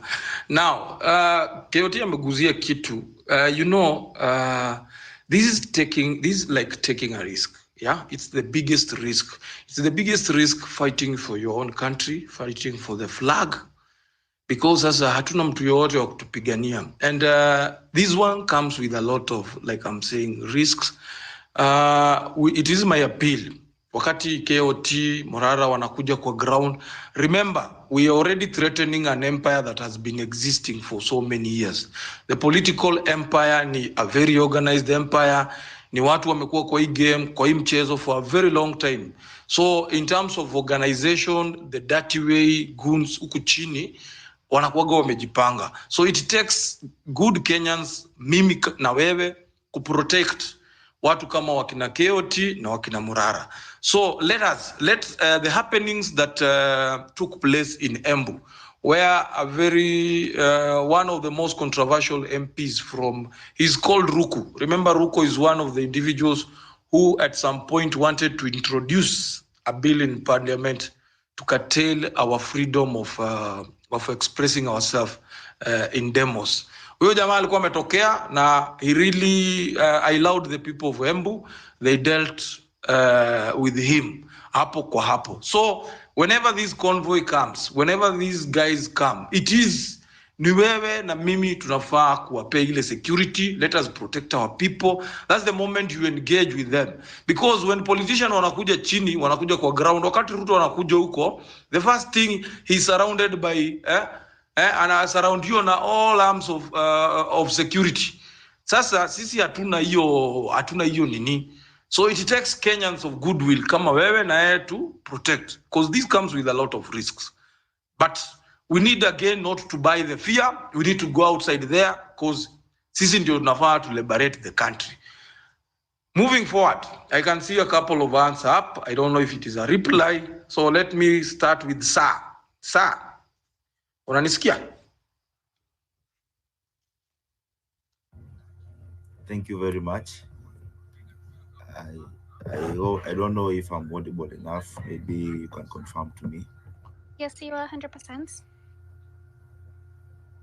Hello? Yes, you are. Go ahead. Thank you very much. Number one, I want to start by applauding all the speakers who have come on board to discuss the various key concerns about our trajectory as a country, where we are moving to. And I want also to, in a very brief, to also to stress my points, respective of how we feel that we have a country that we feel that we are not governed in the right manner that we expect as the constituents. So today, as we all gather here to discuss all these essential key issues, we feel like in many recent times that we have seen foundations of our democracy have been shaken a lot. The rule of law, which should guide our actions, decisions, are being undermined. So the law itself, this culture that our leaders have put in all these sectors, starting with the judiciary, the legislature, and even the executive itself. Look at also the oversighting bodies like the ESCC. These are bodies that are supposed to come on board and put our leaders to account. But one of the major concerns is that these institutions were established to protect our rights and ensure that our leaders act responsibly. But look at what is happening. These bodies have totally failed to fulfill their responsibility. And that's where our question comes in. When will these bodies realize the urgency of our responsibilities? When will they realize that, can we now put aside the politics? Can we put aside the favorism? Can't we come and do the check and balance? Can't we have a country that is progressing in terms of economic, in terms of socio-political, in terms of putting all the sectors aboard so that we can create job employment for youths? Look at the graduates that universities produce every year. Where are they going? They don't know. They don't have a plan. They're just there. They just having a government that doesn't have a clear plan, a roadmap on what they're doing. So as I move on, we can also say that we as the citizens, we feel that we have that disconnect from the government because, number one, many of us have lost trust in this system. I bet no one can put trust in this. No one can come and say that we all trust this government. We have totally disconnected ourselves from the trust to this government. And it deepens the gap between the government and the people. So we need to recognize that governance is not just about those in power. It is about the responsibility they have to serve the public. When this bond is broken, the future of our nation becomes uncertain. Look where we are as a country. Look where we are as Kenya. The second year of the government, we are seeing a disconnect from the deputy president and the president, a fallout. Surely 2 years, 24 months, nothing has been done. You cannot tell me that you have a government that every public sector, every sector is failing. Look at the education sector. Look at the health sector. Nothing that someone can say that or can defend that something is being done here. Look at the transport sector. What is happening at JKA right now? Now, how can you tell me that now we have a government that has competence? How can we come and say we can defend this government by saying that it's a working government? But today, you can see even what is happening. We can see the members of parliament coming together, collecting signatures because they want to impeach one of their own. And why? Because maybe they've created that culture of looting our resources until they feel like, now I'm also supposed to loot more than the other. They start fighting each other because of our resources. Even this impeachment, you will not be shocked to find that the kind of disagreement they're having is because of our resources that they're supposed to run our country. They are fighting because of our resources. And some of us will just sit there, now have sympathy for them. Now the president is fighting the president is fighting the deputy president. Why? Are we now feeling that, are we now being sidelined? No. Actually, one thing I need to appreciate the Generation Z, because I think I've seen it, they don't have that tribalism. They don't have that tribal in us. I think it's high time that we've come to realize that no matter what, no matter any region block that we have, we can see a leader that who can deliver. I think that is the person that we have to put trust. We check on that person. If he fails, we just come on his neck for accountability. But you see, today where we are, we are on ourselves. No one is talking about our interest. Politicians have come on board just trying to protect their interest. They just want to protect their opulence, nothing else. And I think one thing that I leave everybody that with is that I know right now we are still on course to try to rectify some of the system in this government as the citizens. Yes, we can't have that much strength to push some things because after all, this is the government of the day that we have, but we can plan something. These 3 years are this is a very good time for us to plan. Number one, we make sure that we have the voting card, we have our IDs. I know there are those constraints that they've put so that, oh, the Gen Z, they don't be given ID, right? But you just apply, have those credentials. When it comes for election and you just have a friend that does not have a voter, there's nothing that you're going to talk with that person. There's no way that we can just come here on online platform. We just keep on repeating things that we usually say every day. But when it comes to doing them, we don't do them. We're just sitting there online browsing TikToks. Some of us don't want to engage ourselves knowing which kind of these things that are being passed in parliament. Only I'm very sure, even if you just try to check on ourselves, many of us just went to follow up on the impeachment motion for Gachagua. But let us ask our sincere question to ourselves. How many times do we listen to the proceedings in the parliament? How many times have you listened to some of the bills, some of the motions that have been brought before the parliament? Are we following up on these things? And yet when we come and just see now things are not on our side, also we come and just trying to raise questions. So my point is that regardless of anything that is happening in our country, we're supposed to keep track. Let us be on board. Let us come together and follow up on every public sector, everything that is happening, whether be it Ministry of Sport, Ministry of Defense, Ministry of Agriculture, everywhere. We occupy everywhere. And when we mean accountability, we have to be strict on it. Be it coming on streets the way we are doing it, consistency is the key. Now look at what is happening in our country at the moment. Now we are being taken away from our focus. Now coming to focus on very things that don't have essence in our country. Now how will Gachagua help me, surely? How will Gachagua help those children who have been buried today to the graves? How will Gachagua going to help the parents who have lost those kids there? We've killed the future of our kids. We're having a government that doesn't even care about what is happening, about our kids' education, nothing. We are just left on our side alone. We're just alone on this. So I think I just want also to congratulate what Marara is doing, trying also to educate. Civic education is very important. When we are informed, because information is power. When you have information from where you sit from, when you are fully informed, because I know that this generation where we had Generation Z, this is a very educated generation. Is ile pale tunaweza kusema tunabeba ufala hivyo? Hapana, because these people have realized that many of us were informed with the constitution. We can even quote the clauses, the articles. We know our rights, and they are not happy the way we are fully informed about all these things, because they used to see us that they are these people below age of 30. They don't know anything, but they are being shocked. And that is why you can see them grouping themselves. How many of you they expected that Raila Odinga will come to side with Ruto? This is because these people are very greedy. They just come, they just come together so that they can just try to maybe protect their interest. So this clearly shows that there's nothing that we need to have sympathy for these people. They play the same politics, nothing they're doing. Look where we are right now. The country is just going to politics. There's no work that is being done. Everybody just talking about politics. Lecturers are on strike. What did it take so that they can just come to sit on table and agree?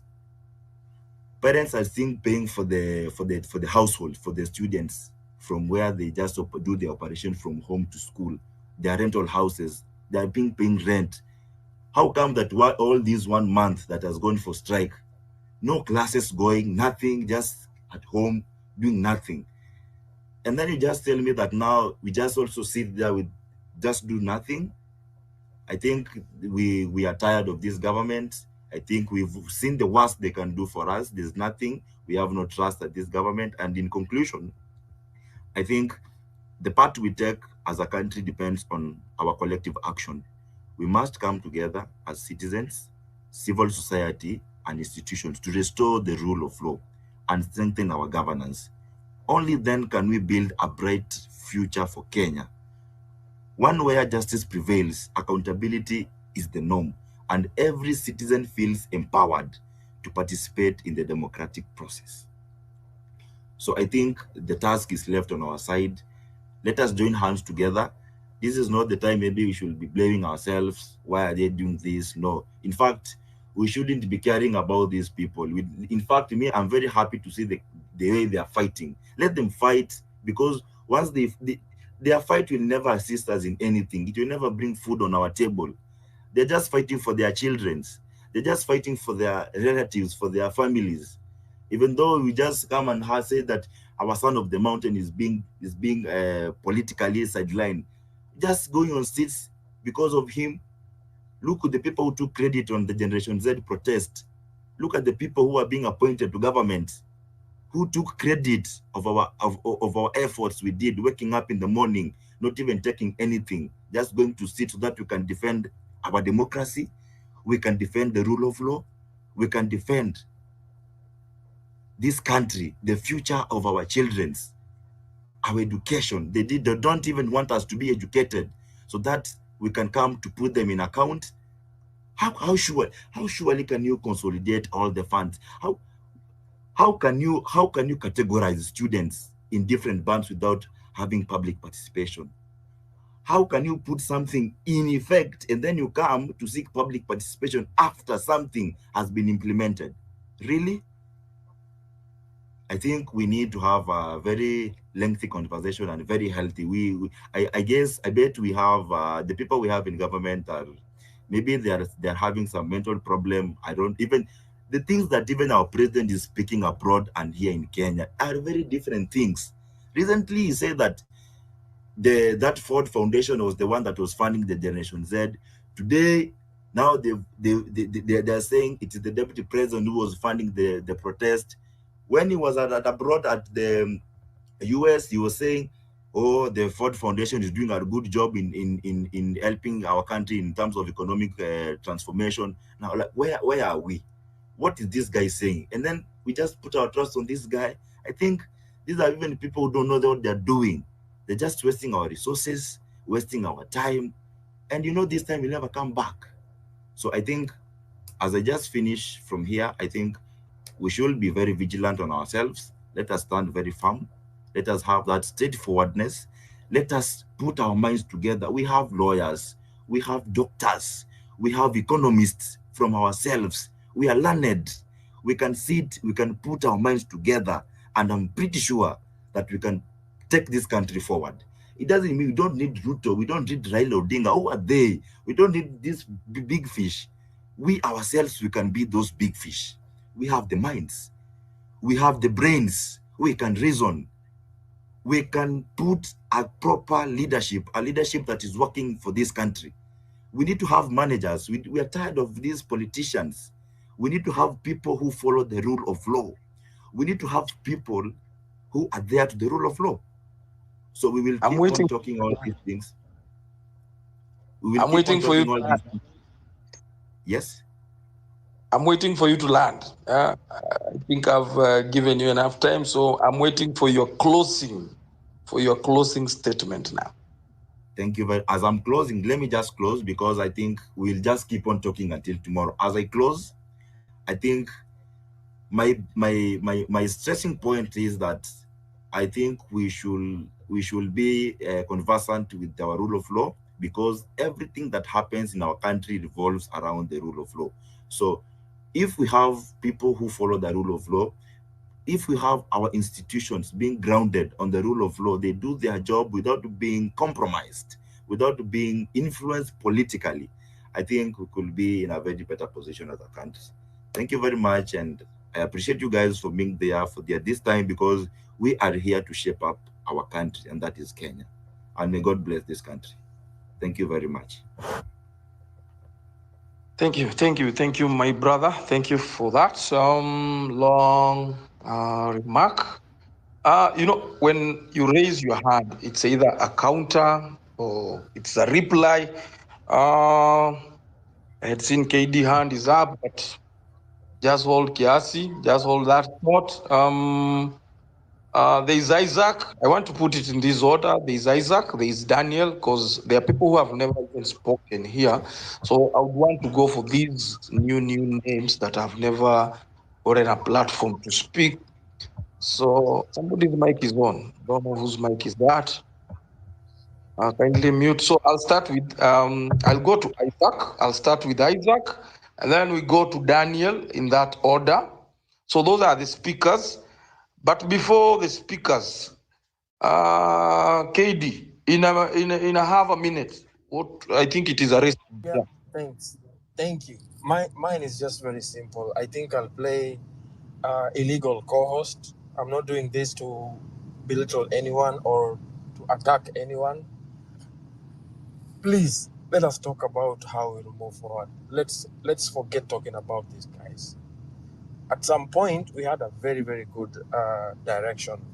But I understand everyone has emotions and you're bound to express yourself. But can do this until God knows when. As we're speaking right now, they are also speaking. Just keep that in mind.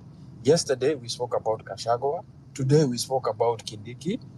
Tomorrow, we'll speak about what Ruto has said on CNN. The next day, something else will come back. So, usifikirie hasira itaisha. That's why I'm just clinging on this point of, let's think of how can we move forward. How can you and I be the difference? How can we make this thing more in whatever? Like when Farah came and then Nonini, like we were talking about us, not they. And if you can keep on that track, Ras, you can correct me if I'm wrong. I think we'll actually have a very productive way to whatever. We know what all these guys have done, and it just doesn't serve any purpose speaking about them anymore, because it's not going to put food on our table. Thanks. Thank you, KD. And as KD has insisted on this, I know it is not a culture that we can pick it mara moja, kwa sababu I also want KD to understand Kenyans wako bado wako na hasira, but unajua pia hii hasira tukikwama nayo sana itakuwa pia ni ngumu. Wewe ile hasira niko nayo nda kuchapa, wewe unaongenda kuchapa, niko na hasira hata ujui unasema nini. Nasema yani tuko na hasira ile design yenye hawa Kenya inafaa wa understand wako na ile hasira, lazima waanze na ka history waongee kuhusu hawa kiasi, but as much as KD is trying to help us bring in some order and some moving forward, because right now we should be focusing on about us. Vile amesema sisi, like right now we are talking of how does Marvin Mabonga move to the ground with the entourage ya Morara wakifanya kitu inaitwa civil education. And we have said here, if one of us is going down, let us support. Please, wacha tumsaidie, tusikue tumeongea kuhusu hizo challenges ziko down. Hapa sasa tukiwa naona tuko watu wangapi? We are almost 50 something, 60 something, Somebody can do, you can do your 100, you can do your 50 bob. It is just a one way of helping Mabonga and the team go to the ground. Remember, they are taking our message down to the ground. These are the things. It is time we owned this. We need to own the revolution. Kwa sababu tukiachilia wa own the revolution, you saw what happened, The moment we relent kidogo, wanapata space ya kuingia, wanaingia na wanachukua hiyo revolution. So you can imagine an incident. Do you think mtu kama Morara serikali imeshindwa kumuitia kazi?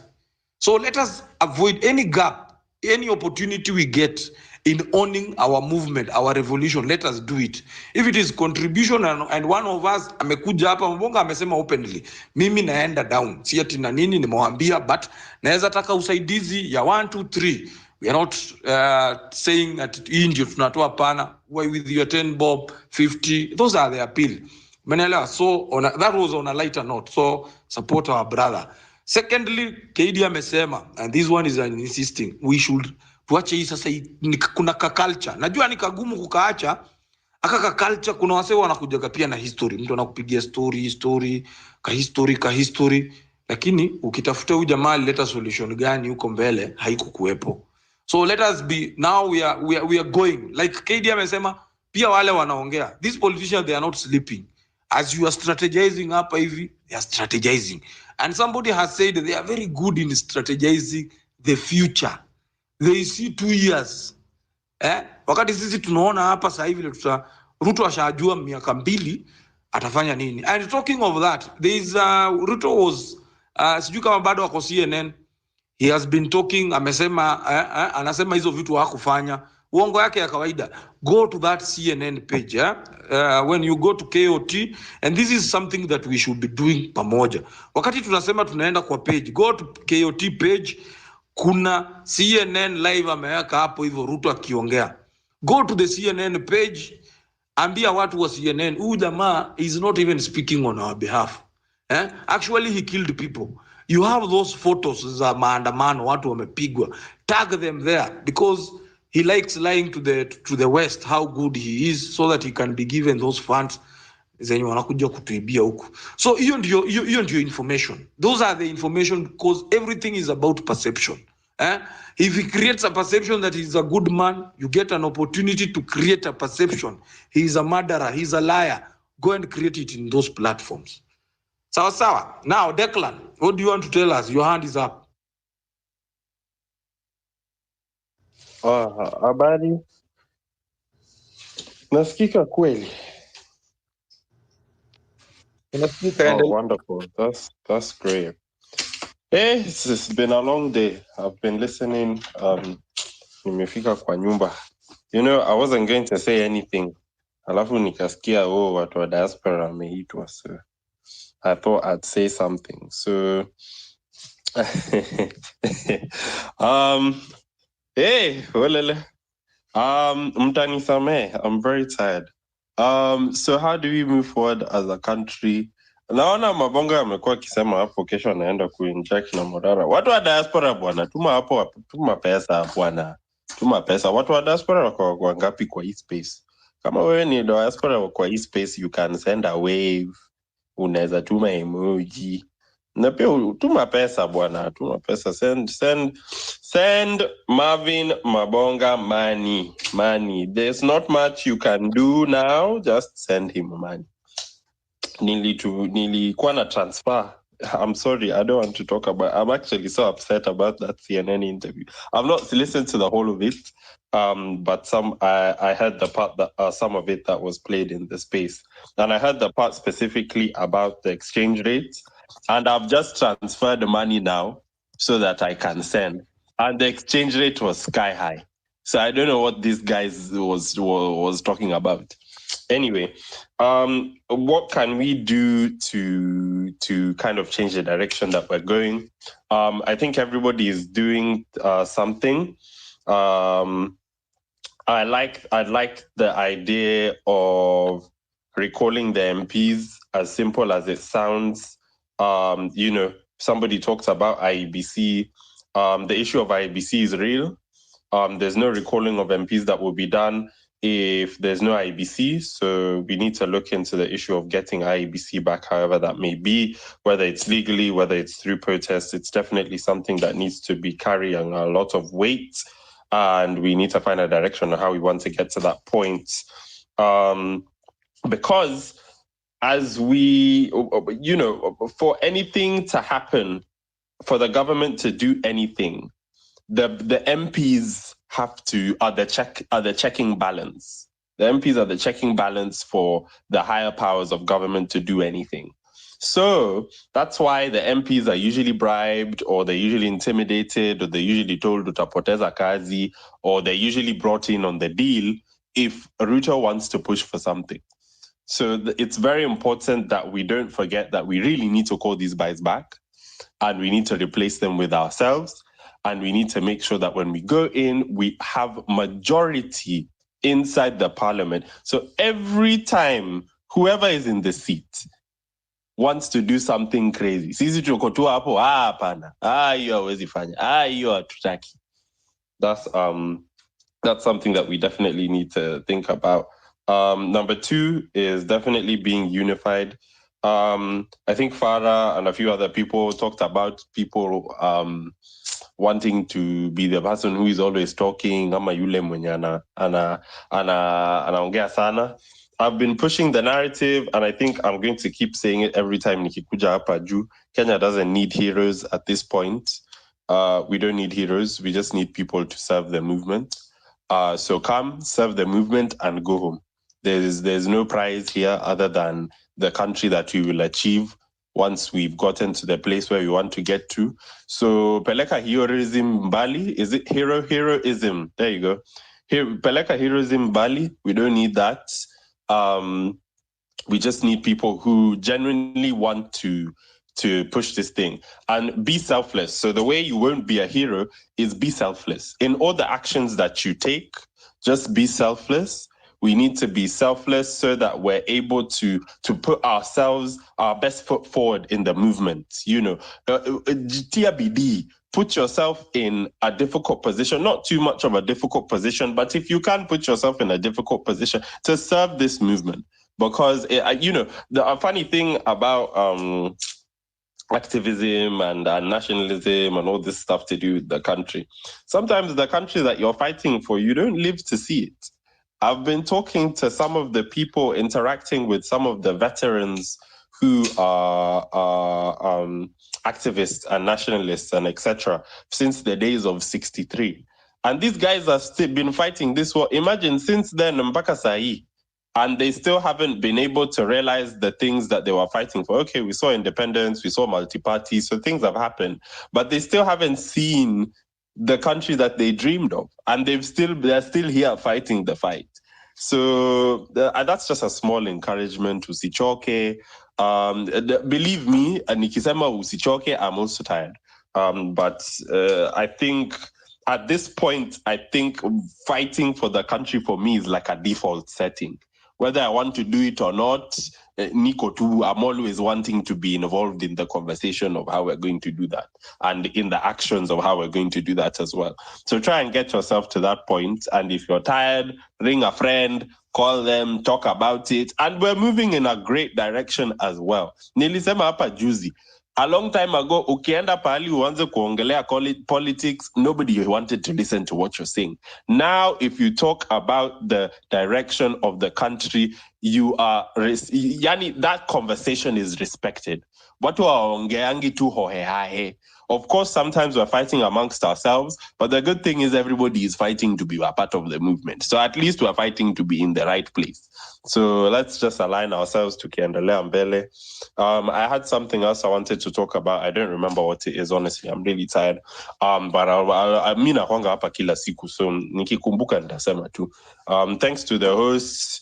KOT kesho, salimia my president. Me I've already said Morara is my president. Salimia yeye. Umwambie hata akikuwa hata na 10 minutes, hata nipigie kwa hata simu. I'd love to talk to him. Nataka tu kumsalimia, just make sure he's okay. I want to know the status of his car. He had a really nice car.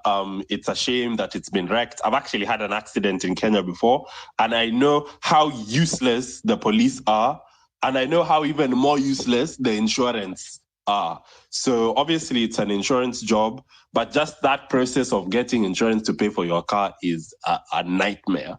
So send my encouragement, send my love. Tell him hata akihitaji tulipe hiyo gari, will pay for it. Tell him apeleke Toyota Kenya tutumie bill. We'll pay. We have money. We'll pay.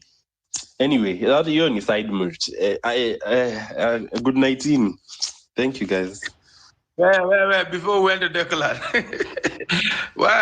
Declan, have you ever tried comedy at some point? Unajua ni kama export talent huko nje. Wow, you know what? I don't even think I'm that funny. I just talk about things that are around me. But yeah, that's it. That was nice. That was nice. It's always a pleasure. It is always wonderful to hear from you. Whenever people feel very down, you have a way of bringing them back to life and really encourage them. You're doing a great work, and thank you for being very wanasemaga aje wale wase wa kujitolea wanaitwa aje, nisichome hapa. Wanaitwa wako nani? The word is not Is it philanthropic? Ikikuja nilikuwa nasema ikikuja pia mimi nitasema nitaileta baadaye nikikumbuka. But thank you for being very giving, and thank you for supporting guys here back at home. And my appeal to the diaspora family, it's not easy here back at home. People risk a lot. Some of us risk. We really risk. This administration ukiwa nyumbani, man, it's risking. At least nyinyi mkiwa huko nje, unajua wakijaribu kukutumia hawa Subaru boys wawezi tumwa huko. Sasa wanatumiogo huku chini. Unaona? Wakina KOT na sisi hapa ndio tunaweza kuwa likely the first victims. But we are praying that God will always protect us as we fight for the country. And everybody who is supporting Mabonga and Morara to go to the ground, thank you so much. Gladly do that, knowing very well that you are doing it for a very good cause. It's not a lost cause. And these are individuals whom also pray for them. Kuna watu huanza, na the most important thing ni how kumaliza. Unaelewa? Ombea kila mtu ama aanze vizuri na amalize vizuri, kwa sababu kuna vitu mingi zina happen hapa katikati, na hizo vitu zote zimeongelewa, kina KD wameongelea. There are people doing it for other things, so let us pray that we stick together. Kuna Kenyans wenye wanaamkaga tu waangalie KOT amemuencourage aje, mwingine anaangalia tu aone Vampire Diaries, Morara amesema nini. That is what motivates him. I'm very sure kuna wengi wenye wako diaspora, mimi nakwambia, yani wanaangalia ni nini ina happen home. I can imagine that yearning. There are so many people in the diaspora, they are yearning for that change. Leave alone hapa Ruto akirudi. Sijui kama you saw a clip Ruto anatembea New York. Na you saw the daughter, they are very good in PR. Wanataka kujifanya why is it so safe for them to tembea kwa miguu huko, but wakirudi huku nyumbani wanataka kutuonesha wanaweza tembea na magazla. They are very comfortable. It sends you one message. They know very well back at home they steal from those people. Wanaibia wananchi na wanafanya everything that is evil. Sasa you are a threat. So huku nyumbani anaweza tembea tu na polisi na a lot of security. Lakini sasa kule anajifanya, akifika kule anakuwa ni beggar. Juu ameendea mkopo yako, anajifanya yeye ni mse anaweza tembea hata kwa street. Ni mse tu wa kawaida, ni mse wa kawaida tu. It is a perception ame create. So I think mimi na wewe na everybody bwenye yako hapa, we are past that nonsense, yeah? Tumeshaona, and this is the gospel we are sending back to our people huko chini, waelewe so that they can understand these people better. Now, back to the speaker panel. Declan has done it. So, Daniel, what do you have for us? And we have said, let us focus.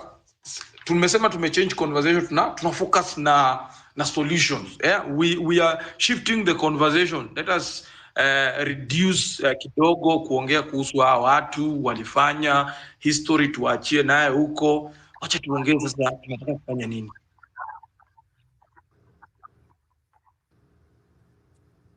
Daniel, go. Okay, I'm going to speak solution. Yeah, you can hear me, huh? Okay. Yes, so, go. I'm going to speak solution based. Yeah, I'm going to speak solution based, but also it's going to veer off kiasi, but I swear.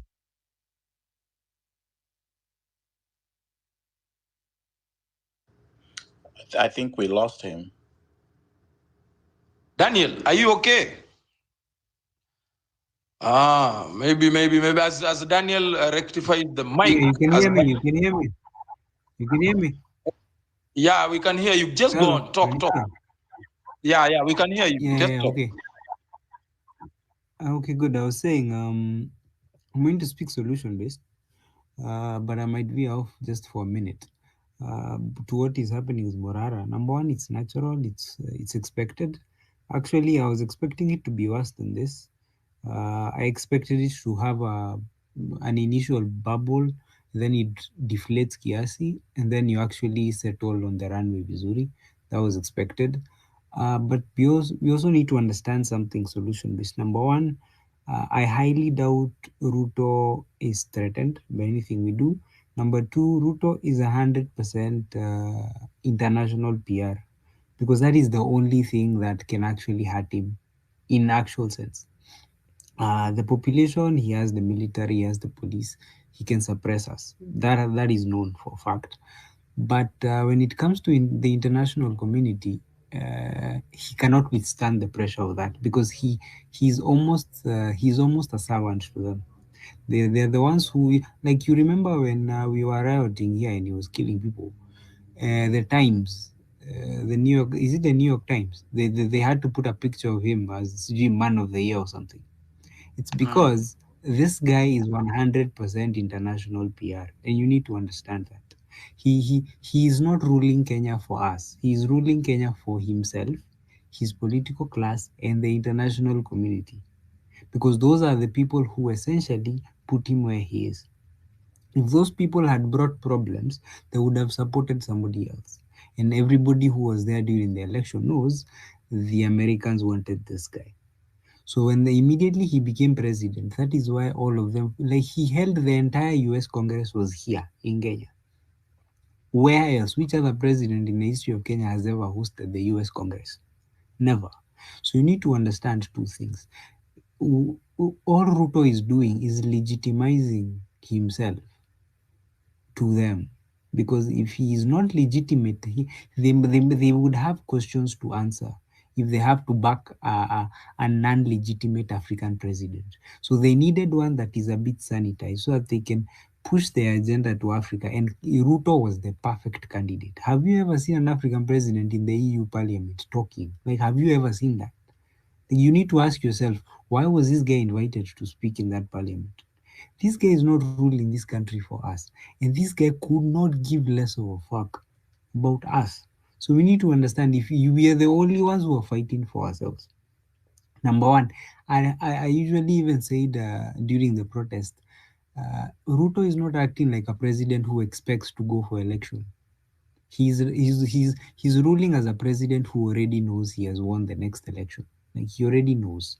So this is just a technicality. He doesn't seem to care about what it is, about the people who will vote. He doesn't care, because somewhere in his bag of tricks he knows, when this time gets, I only need a significant mass of people voting for me. The rest will do it more his way.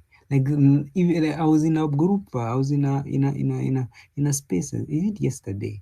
And they had all these famous lawyers, like the ones who are debating the constitutional amendment in Uhuru's.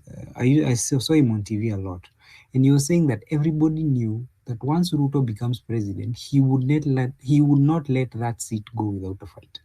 So not only is a one-term president a problem, a two-term president is still not enough for Ruto. According to how people who know him, even a two-term president might not be enough. So we need to know this is the weakest. His first term is his weakest term. If he gets another one, this guy is here to stay. Like, this guy could not give less of a fuck.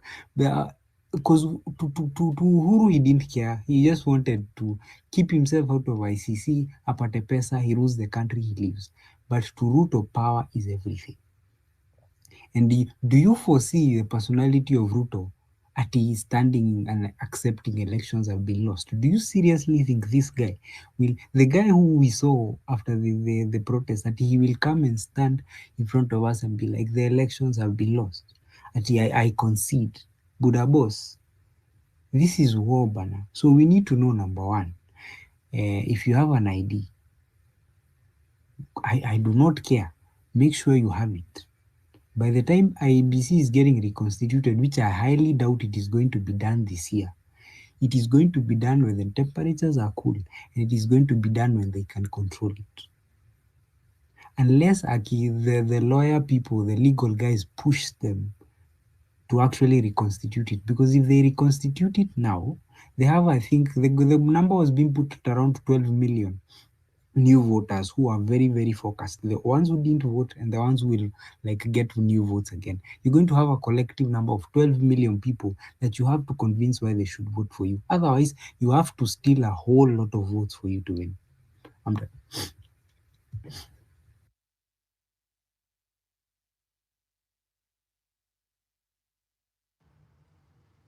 Yes. So,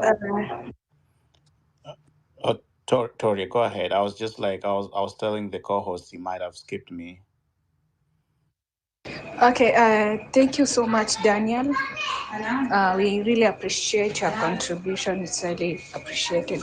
So, I hope you can hear me very well. And let me give it to Fabish, then Isaac, please. Fabish, please go ahead.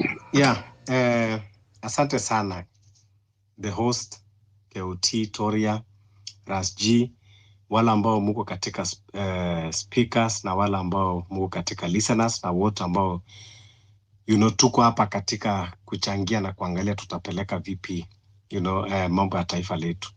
Mimi hata leo nilikuwa nimesema nitapumzika, sita labda kuja kuchangia, lakini niliposikia kwamba wakati sisi tunafikiri tunapumzika, wakati sisi tunafikiria tuko half time, kumbe jamaa ameitisha mechi. Amerudi tena kutuita criminals na gangs. And that is why katika every space nimekuwa nimerudia mara nyingi hapa kusema nataka kila wakati tukumbushane kwamba Kenya iko kwa vita. The country is at war. We are at war with the regime that is our enemy. And when we talk that we are at war, it is not just rhetoric. It is the reality. It is not a political statement. We are literally at war. Ikiwa mtu ameenda mpaka kwa international space na kusema kwamba criminals walienda parliament, that is how is going, to profile us as criminals. Genesis ya war huwa inaanza kwanza with propaganda. That is why propaganda is part of war. And now the guy has taken us into the international space to propagate. When you want to kill, when a hyena want to eat its own children, it accuses them of smelling like a goat. I don't know, tunahitaji kuambiwa nini ndio tuelewe. We are at war ikiwa tunapigwa na marisasi. Gun and a bullet is meant for enemy. So we are enemy of this state and the state is our enemy. Kwa hivyo, ile kitu ambayo mimi nasema ni kuwa we need to change our tactics and align ourselves with the war. Mambo ya bendera na mambo na maji. In as much as na support sana kina KOT kina Morara kwa civic education, lakini tuko na kazi kubwa ambayo bado sisi pia tunahitaji kufanya. Tusione kwamba tumemaliza. Tusitoke katika politics ya personalities. Tusianze kusema sijui ati Morara is our president. We not yet reach there. Tujefika huko. Tusirudi kula ambao mahali tulikweko. Tujefika kabisa huko. Nobody is our president. Morara is our brother, is a revolutionist, kama sisi wote ambao tunapigania. Please, let us desist from personalities. Because personalities, it will make us relent, it will make us divert our attention. Now we need to strategize fast, because you cannot fight when you cannot secure yourself. I repeat, I say we are at war. Number one is to know how we are going to put your safety first and the safety of others in our society. It is high time now that we need to protect ourselves. It is not a crime. It is not that it is unconstitutional to protect yourself. against the invader, against someone who want to kill you, it is not a crime. Tukiongea hapa, it is not incitement to tell someone to protect himself from the harm. I repeat that it is not a crime to protect yourself. We should be talking now on how we are going to empower youth. We are going to have vigilante groups in our estate, in our cities, in our villages. Kwanza, that we are going to protect ourselves, kwamba mtu kesho hakuna mtu atakuja kukidnapiwa na kwenda kuuawa kutupa kwa mto. Anyone that want to kidnap someone, ulisikia kama ule jamaa bila alikidnapiwa wakaanza kusema sijui is a criminal, dangerous criminal, akona weapon. Don't allow anyone to be brandished criminal in front of you ati ndio sababu ya kukua kidnapped. So we need kwanza tuanze kustrategize. Wale watu ambao walipigania multiparty, that is where kulikuwa na vigilante groups, and those vigilante groups, they did a lot of work that time against wale watu ambao walikuwa wanaitwa special branch, to protect themselves against Moi. Ndio sababu ulikuwa unasikia kulikuwa na jeshi la mzee ya kina Fred Gumo, kulikuwa na Mungiki, kulikuwa na Chinkororo kule, kulikuwa na nani, kulikuwa na Kabumbu kule chini. Though yes, Moi alijaribu kumanipulate and all that, lakini at least they played a very big role. Mungiki, they did a very big work. Forget kwamba Michuki alikuja akawapaint in a bad picture. Wali protect the society. We need to start protecting first ourselves and even protect these people ambao tunaweka katika front. Leo ile kitu Ruto ameongea imecoincide na vile kitu mambo Kindiki ameongea. Sisi tunafikiria kwamba tunaendelea na mambo mengine, lakini wao bado wanarudi kule kwa maandamano. Kindiki anasema you will see a lot of prosecution. When he told that you will see a lot of high profile prosecution, what of the low hanging fruits? That means in another language you will see a lot of abductions. We cannot be sitting and waiting to be abducted kupelekwa kichinjoni kama kondoo. Kwa hivyo mambo ya civic education haitoshi peke yake. Alafu tukiongea mambo ya civic education ni kuwa I think there is a lot that we need to do more than civic education peke yake. Tukiongea mambo ya election 2027, I want to tell you kwamba Ruto as he stands now, Mungu atupatie nguvu, Mungu atupatie uhai, wote tukue 2027. Kama hatutaelewana saizi, ati tungoje tukae, tukifikiria ati 2027, tutamuondoa Ruto kwa ballot na aenda andike ati conceding defeat. We'll try landing. Yeah, and ati Ruto aenda andike conceding defeat. We are doomed. Ruto can never be defeated in a ballot. Someone, a tyrant that does not even respect constitution, someone that is in power, then you think that you are going to defeat him in the ballot? There is no way. Me, nikienda I will drop a very controversial statement here. If we are not going to remove Ruto on the streets, on the revolution, forget anything about election. We should even boycott the election. And when I talk of boycotting election, watu wataniambia 2017, Raila aliboycott, what happened? It is different. 2017, Raila aliboycott a rerun of the president. A rerun of the president, parliament was already in place. But when he say we are boycotting, the wale vigilant groups tunahakikisha kwamba there will be no registration of voters in every corner of our country. Wale ambao watu wako na voters card, we make sure that we destroy all of them. Tunasema kwamba we are not going to participate in election with William Ruto. Then ile social contract yake na sisi ikiisha, then now we can call now for election ile ambayo tunajifanyia sisi wa Kenya. Lakini sikudanganye, I know watu wengi watakuwa na mixed reaction, watu wengi watasema nini, but Ruto kusema kwenda naye ni kama Museveni, ni kama Kagame. There is no way. If hatuwezi kumuondoa kwa streets, if hatuwezi ku-imply mechanism ya kumuondoa, the only two ways option inaweza kuondoa Ruto, the Burkina Faso way, the military way, or the Omar al-Bashir way. That is the only option that we have. Iki tusichukue lightly. It is not that we just come here and joke and say kwamba sasa Morara ameenda na kila keuti, now we are okay, now hivyo ndio tutaondoa Ruto. there is no way. Ruto kuzunguka kwa juu ya magari, Morara na KOT wanafanya, yani ni kitu kidogo sana. Ruto ni master plan wa kuzunguka na kufanya na kubrainwash watu juu ya magari na maprojects zenye haziko. So it is not easy as we think. Wacha nimalizie hapo. Thank you so much. I know ningekosa kukukata, wewe unaweza ongea hadi kesho. You are capable of talking 24 hours mfululizo. Toria, So, if I may, very, very quickly before you go to the next speaker. I know I've already spoken, but I've remembered something really important. That's the thing that I wanted to say. That was probably the most important thing. So when people are going to retweet the CNN story for Ruto, it's very important because his image on the international platform is something that we can hit. It's actually a target that we can actually hit, and we can hit it very easily online.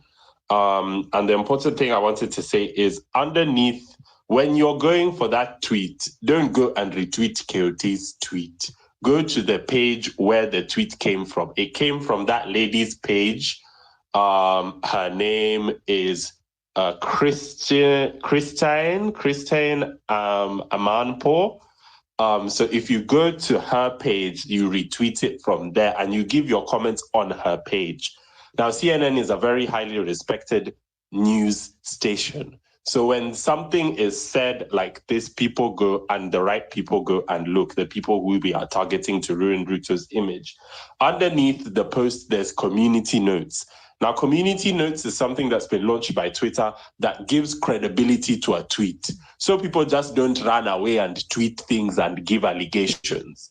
So there's people who have already contributed to the community notes. You can also register to be somebody who gives community notes. And basically what you do is you give a context of what is happening inside the alleged post, which is obviously what Ruto is talking about with that lady, and you give a source to support. So you're told to give you give a news link to maybe a previous story from CNN, or maybe a picture, or maybe like Al Jazeera has been running really good stories about Mandamano. So if you want your sources, you can source from there as well. Now, the community notes is what will give credibility to when Kenyans are there in the comments saying, oh, this guy is lying, then the community notes will be there with supporting articles, news reports, pictures, videos, all those things in the community notes of that post. If you can't contribute as a community notes person, then you can support the notes that are already there. So the ones that support us, support those notes, you just click by support saying, yes, this note is credible. And then it won't be just, oh, hey, Kenyans are saying and Ruto is saying. Then it will be, there's actually proof. So yeah, that's the important thing I wanted to say. Muneza and Alea, thank you so much. Declan, thank you so Declan, can you, somebody is on my inbox anasema, can you share, do it on your timeline so that people can pick up that page or that individual handle so that it can be easy. There are people requesting that. Kuna wenye hawakujui vile they can go about it. So kindly, Declan, if you can do that on your timeline so that others can pick it from there. I think it will be very easy because I'm seeing an inbox people asking how do they do that, kwa sababu watu wengi wamefanya through mabongas, unaelewa?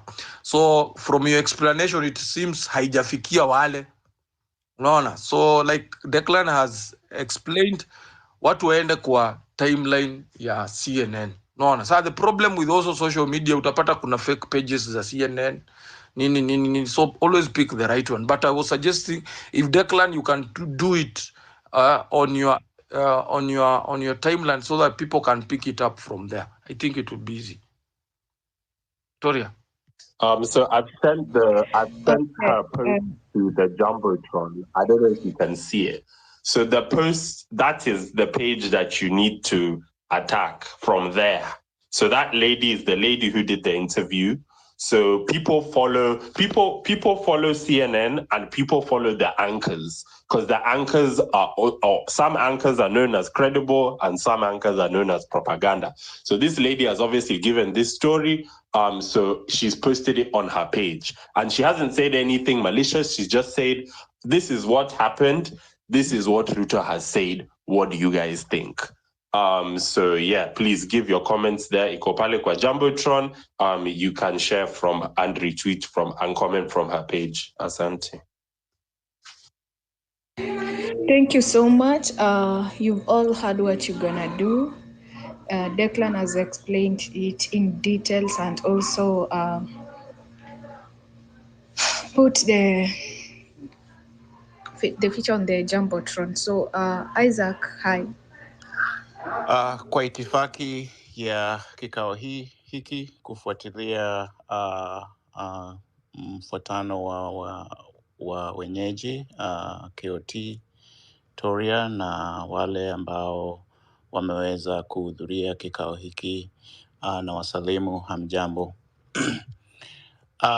One thing that I want to say is, first of all, to recognize that may the blood of Rex, the blood of Mosando, the blood of Gitonga, the blood of David Chege, Bisley Kogi, Emmanuel Joshua Ombati, Brian Kasaine, Brayo Valentine, Erickson Chalo, Odhiambo Maina, Kevin Madanga, Mbithi, Elias Scott, Clinton Mwakavali, Kevin Mawasi, Wilson Sitati, and all those who died fighting for the spirit, the reason why we're here discussing this.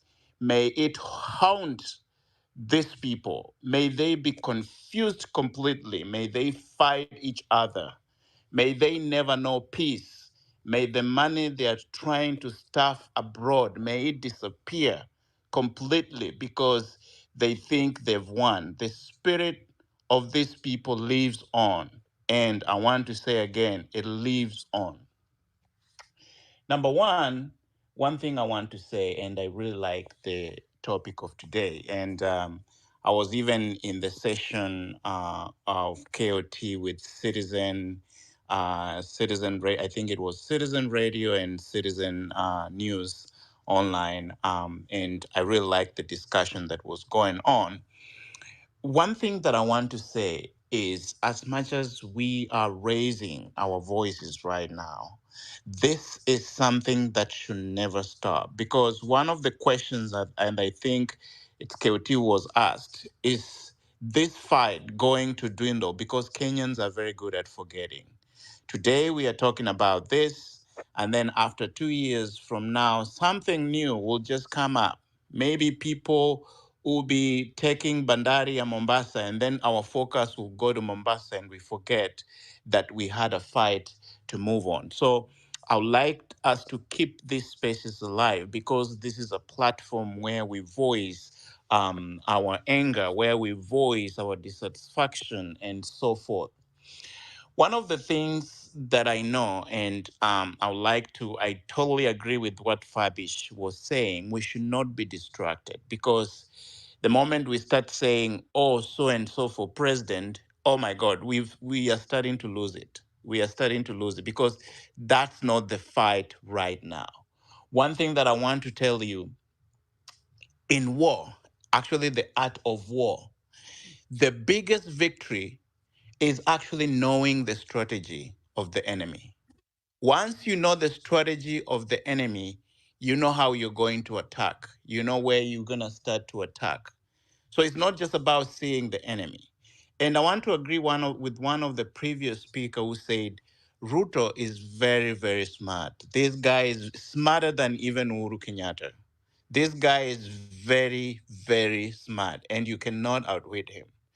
Saizi, you're talking about 2027. This guy has already strategized the 2027. He knows even who might be the commissioner. He already have all the commissioners. He's maybe putting everything in place because he knows there's nothing we can do.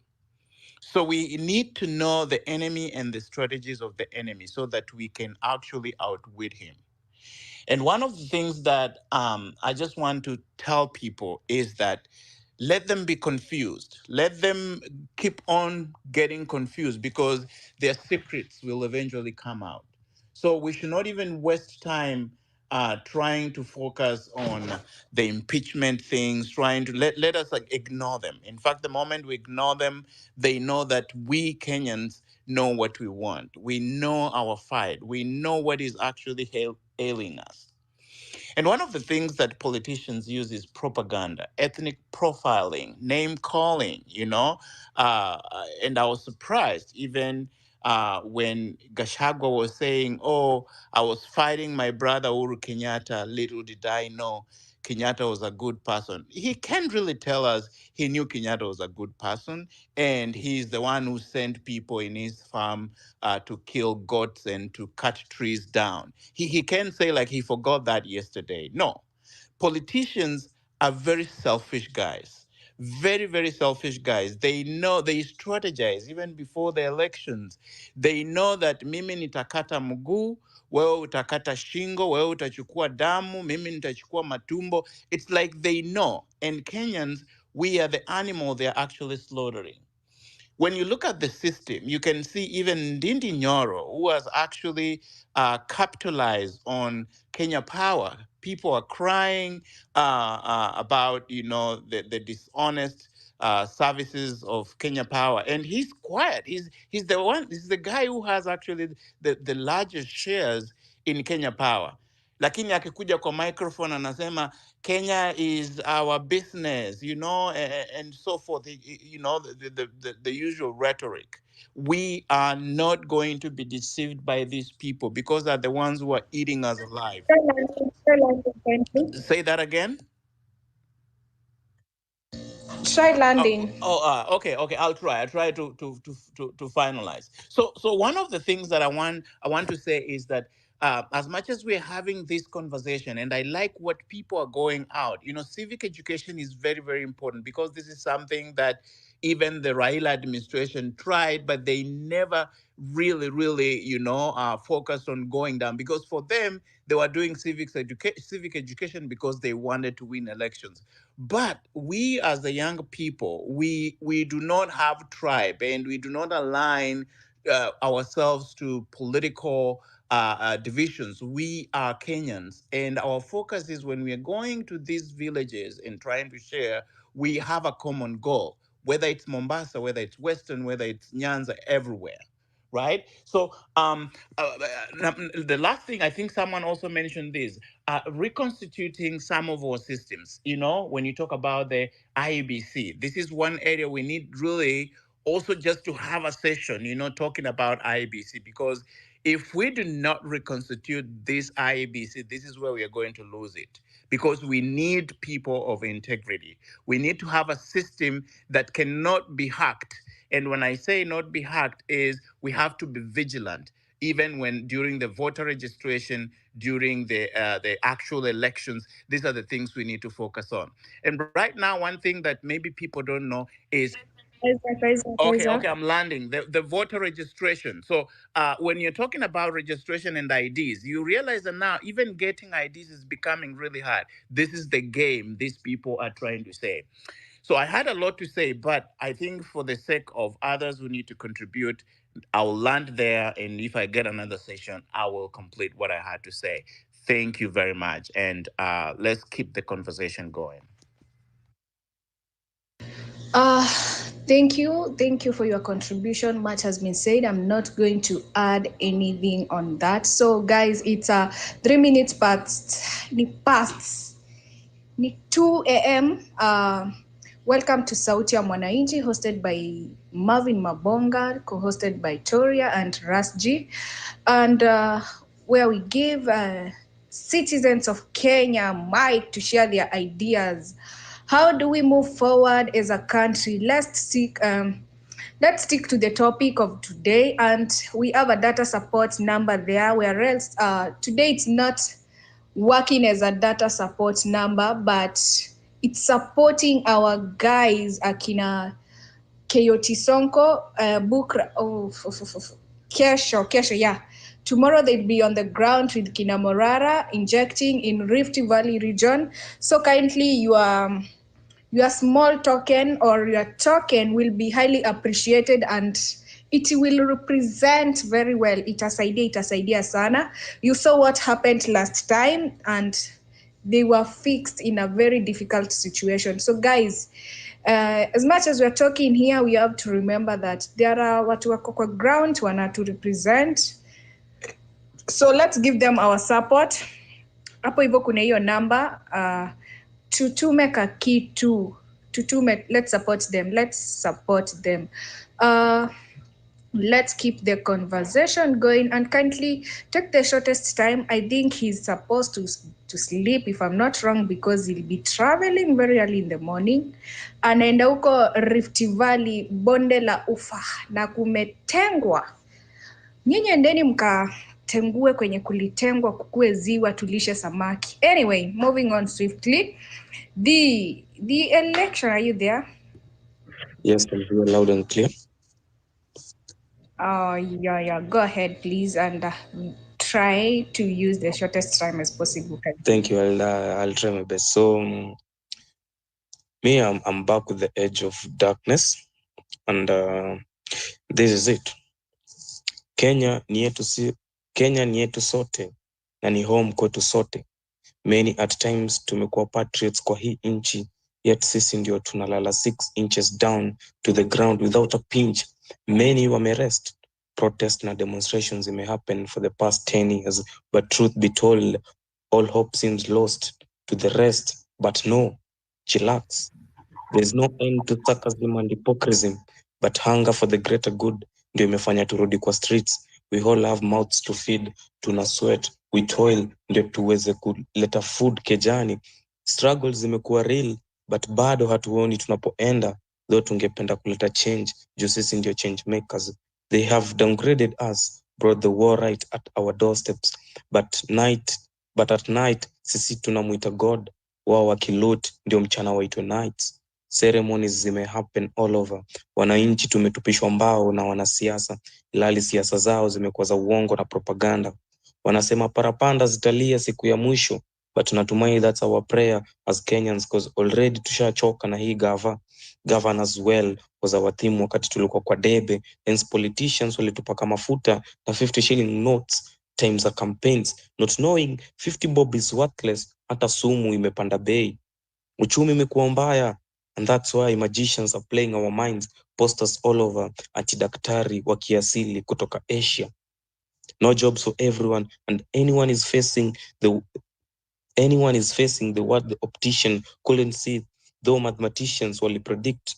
Kila mara na kila kona askari wameterrorize in the name of keeping law and order. How I wish kwa restaurant wangetupea orders za peace, cause orders za laws zilichukuliwa na judiciary, only citizens to suffer.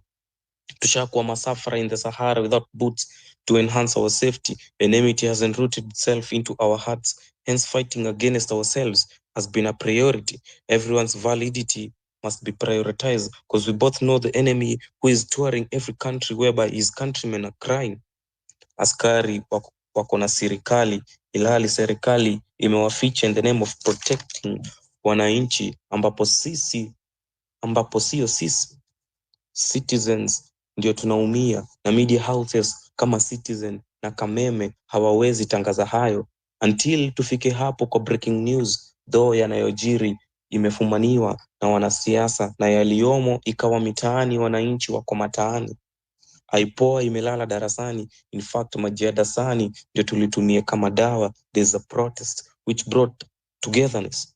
This has reminded me that we suffer as citizens in this regime that's trying to choke us to death. Manze, ni sisi kwa sisi.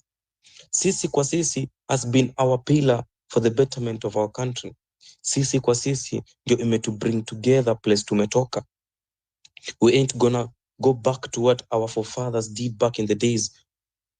Once again, we stand for our neighbors, mama mboga, mtu wa boda, children, our mothers, fathers and sisters. Gava imejaribu sana with the consistency of crime rate, death rate, and corruption. zimekuwa hidden, but hata Adam and Eve walitry ku hide, but we know what happened. Constituencies zimekuwa mob, hence funds cannot be well managed, but taxes zinatolewa kila asubuhi. Treasury imekuwa a bargaining power while the state house is the controlling room.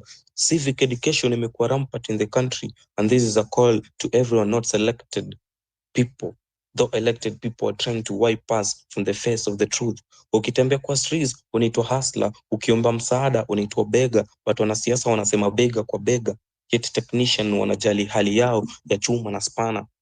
Politicians have led us into impunity, and if heaven was to open today, hakuna mwanasiasa anaitwa purity ama mercy ataona ufalme.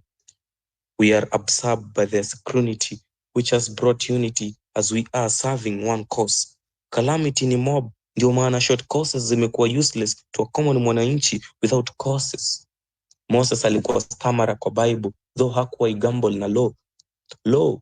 Moses hakuwa serikali, anajali venye atapata mali with a law head, no intelligence and a backing of central intelligence of police wa Kenya. Stick to the motion, and our notion must bring all our Christ together. But nadhani lotion itatumika time injection na si fiction, because the political class are bulldozing who's greater than the other. This is our vision. Na mission yetu ni good governance. Na msisahau our maintenance of the mission brought a provision of sisi kwa sisi. Kenya for one and one for Kenya for all. Thank you guys.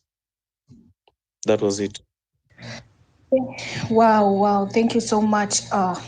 That's the power of art. We really appreciate art. It's one way which is helping us pass or educate or inject civic education in people. Art imekuwa ikiplay a great role in this movement, if I'm not wrong. That's, yeah. Though, shukran sana, bro. Nice. That was really fantastic. Apapa, your hand has been up. Thank you, Tora. Please confirm that I'm audible. You're very much audible, clear. Thank you. First, I would love to congratulate ourselves, those of us in the East African time zone who are awake at this time of the day, and everyone else, wherever they are. I would also like to congratulate the guys on the ground, the KOT and the team, not forgetting the battalions on the X, the likes of Willie Oeba. Guys, it's not easy. They are giving their best, and we really need to applaud them. Second, I would like to mention that sometimes I feel that we are easily distracted, just like it has been mentioned by the previous speakers. We are easily distracted. For example, juzi baada ya interview ya Rigiji, the following early morning, I wake up and going to the space, to X, I found there is already a space with the title about Rigiji. I was wondering, what does it have to do with our movement? I felt so bad because we're wasting much time talking about things that don't really help us in our struggle. May we please maintain our focus? We already know what we want. We know what we don't want. People like Itumbi, when they are talking about KOT, when they are talking about Morara, when they are talking about Boniface Mwangi, they're not discussing them. They're talking about them because they have seen them as a problem. And so when Itumbi gathers his squad, they're only talking about how to end what Kina KOT are doing or what the rest of us are doing. That is why even Juzi, akaita watu Bomas, he was able to buy most of our comrades with only 1,000 shillings. Na waka flood Bomas na uniform. On that very note, I want to say this. Guys, if we can be able to dissuade our parents, our friends, our relatives, just not to take politicians' money, so that we don't become sympathizers, so that we don't become their followers in their rallies. I think that will also help us. Wakati tunajiambia kwamba yeah, we can take their money but we shall not vote for them, to me it really doesn't make sense, because at some point we just feel entitled, we feel sympathy for those guys. Mwisho wa siku tutasema okay, heri huyu jamaa hata nilikula 500 yake, nilikula 100 yake, huyo mwingine sijakula kitu yake, so how am I sure kwamba akiwa pale juu atanifanyia kitu mzuri? Those are the conversations that even our parents are having, and that is why what leads us to make these wrong decisions repeatedly and repeatedly. For me, I'm of the opinion that we just avoid those guys. If it's avoiding their rallies, we avoid them. If it is avoiding their money, we avoid it. For example, if tomorrow Ruto is coming to Kasarani na anasema kwamba kama unataka kuingia atakupa 1,000, and then all of us refuse to go and get that 1,000 shillings, what will happen? He will feel ashamed.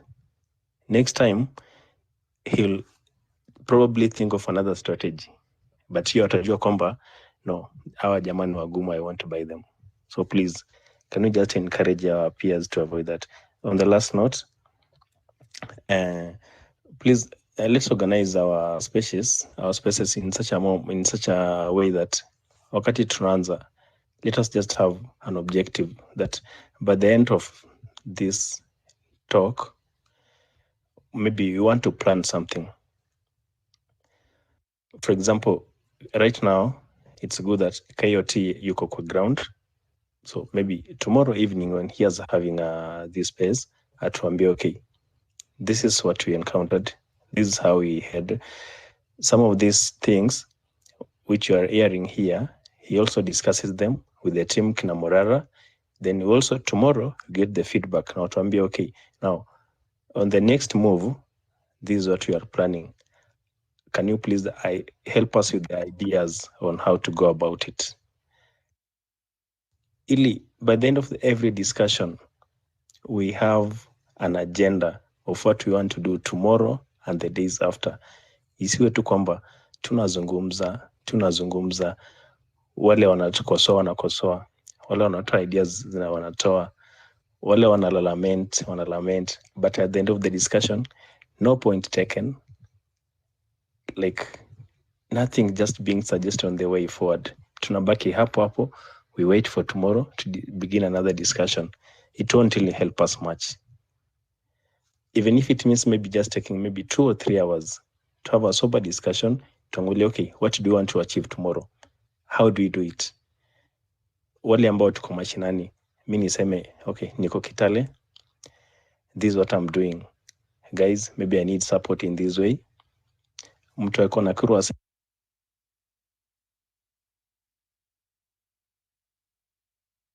Papa, I think I lost you. I don't know if it's on my side. Ras. Yes. Enda vile Papa amekawia hapa akingojea mic na I don't know what has happened to his mic. Sorry guys. Oh, nice. Go on. Okay. Thank you. Yeah, we're just winding up. So guys, I feel encouraged, and I just want to wish that let's do our best, because we know what we want. Thank you guys, and have a lovely night, have a lovely morning, lovely evening. Thank you, KOT, Toria, and Ras G for the opportunity. Okay. Thank you so much. Papa, are you from Kitale? I'm sorry to ask that, but... No, I'm not from Kitale. I stay in Bungoma, but my county is Kakamega. Oh, nice. Thanks. So I'll give it to KSK, then Ras G will pick it from there as we are winding up, so that we can give our guy ample time and take a nap. Alafu guys, please let's support Mabonga here. pesa ya fuel kidogo hivi, pesa ya maji kidogo hivi. He's doing a nice and a great job on the ground. If there is one person I really admire in these platforms is KOT, honestly, because manze boy amejituma tu sana, and he stands for justice, for accountability. He's one of the people mwenye ajai think of betraying the movement. Literally, if you can check, most of the people who were there in the beginning were relent. But despite people losing hope, the guy has been so persistent in giving people hope. KOT, kudos. Bro, you are doing a nice job. KSK, please go ahead. Hello, everyone. I hope everyone is okay. I have a question. What are the counties bordering Isiolo County? There are about 7, 8. Do you know them offhand? If you do, congratulations. If you do not, you are amongst the 95% of Kenyans who do not know the counties that are within Kenya and what we have. If we don't know what we do have, how then are we going to ask for what we ought to have? So I asked this question amongst 50-year-olds and 60-year-olds, and I didn't get sufficient answers. And I thought because these guys were Lisoma British Protectorate and the 8 provinces, the 47 counties being as recent as 2010, probably Ioni wow. And then I came to campus students and I asked students from choir and multimedia and COPA about counties that neighbor each other. And surprisingly enough, out of the 30 students I asked, all the 30 did not know.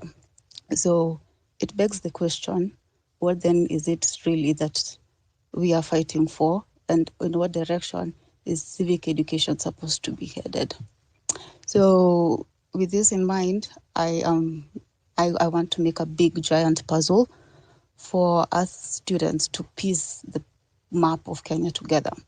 That way, we'll have national cohesion and integration in the sense that a student who comes from Mombasa or the coast region who's never been to the western side of the country will now know where Bungoma, Kitale, Uasin Gishu, Kisumu, West Pokot is.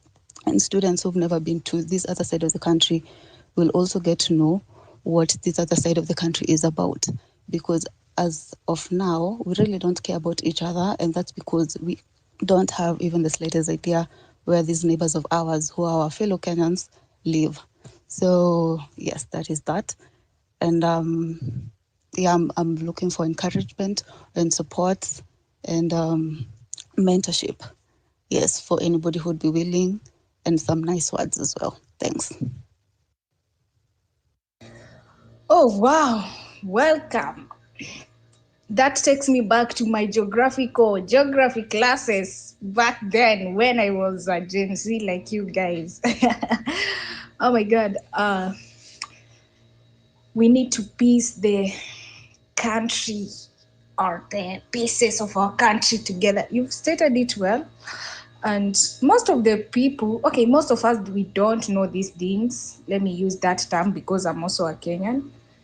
And we ought to know so that we can know how we're going to operate our country or make it work. I don't know, yeah. So, shukran kwa hiyo.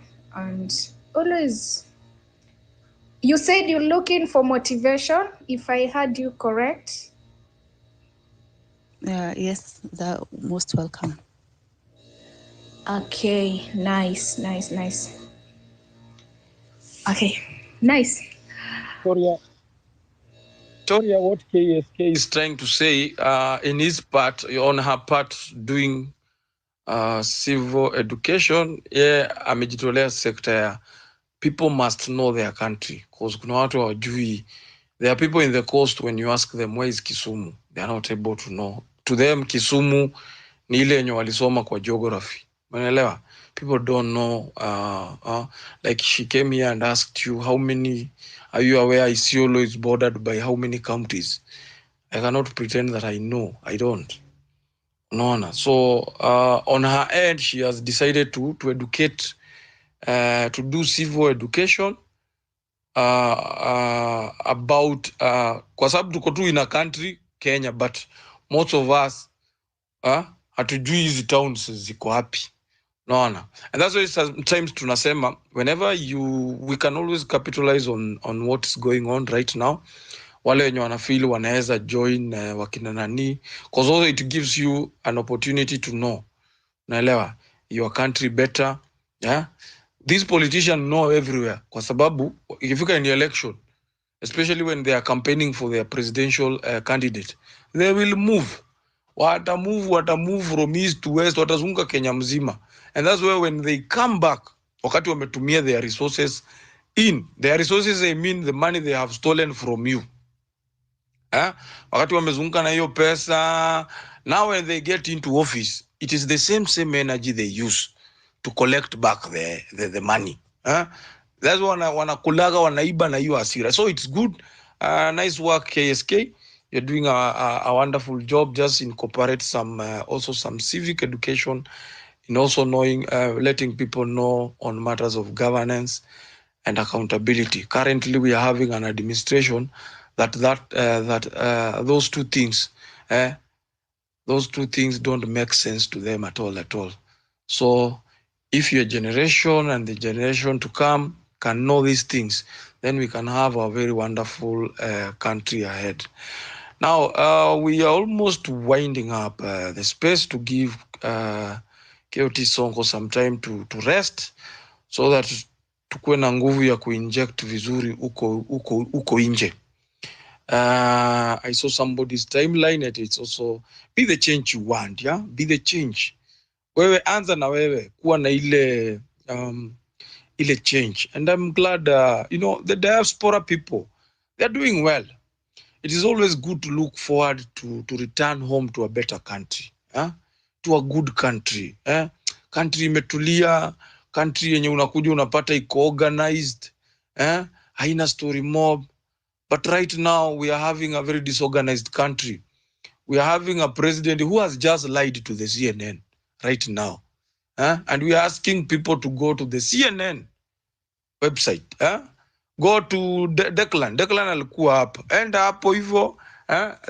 In fact, the journalist that interviewed Ruto also did, if you remember sometimes back when Uhuru was in power, whenever they attend the Unga thing, she has done us a great favor kwa sababu kama amejua Ruto amedanganya.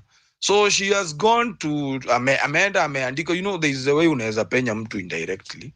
I'm trying to find it.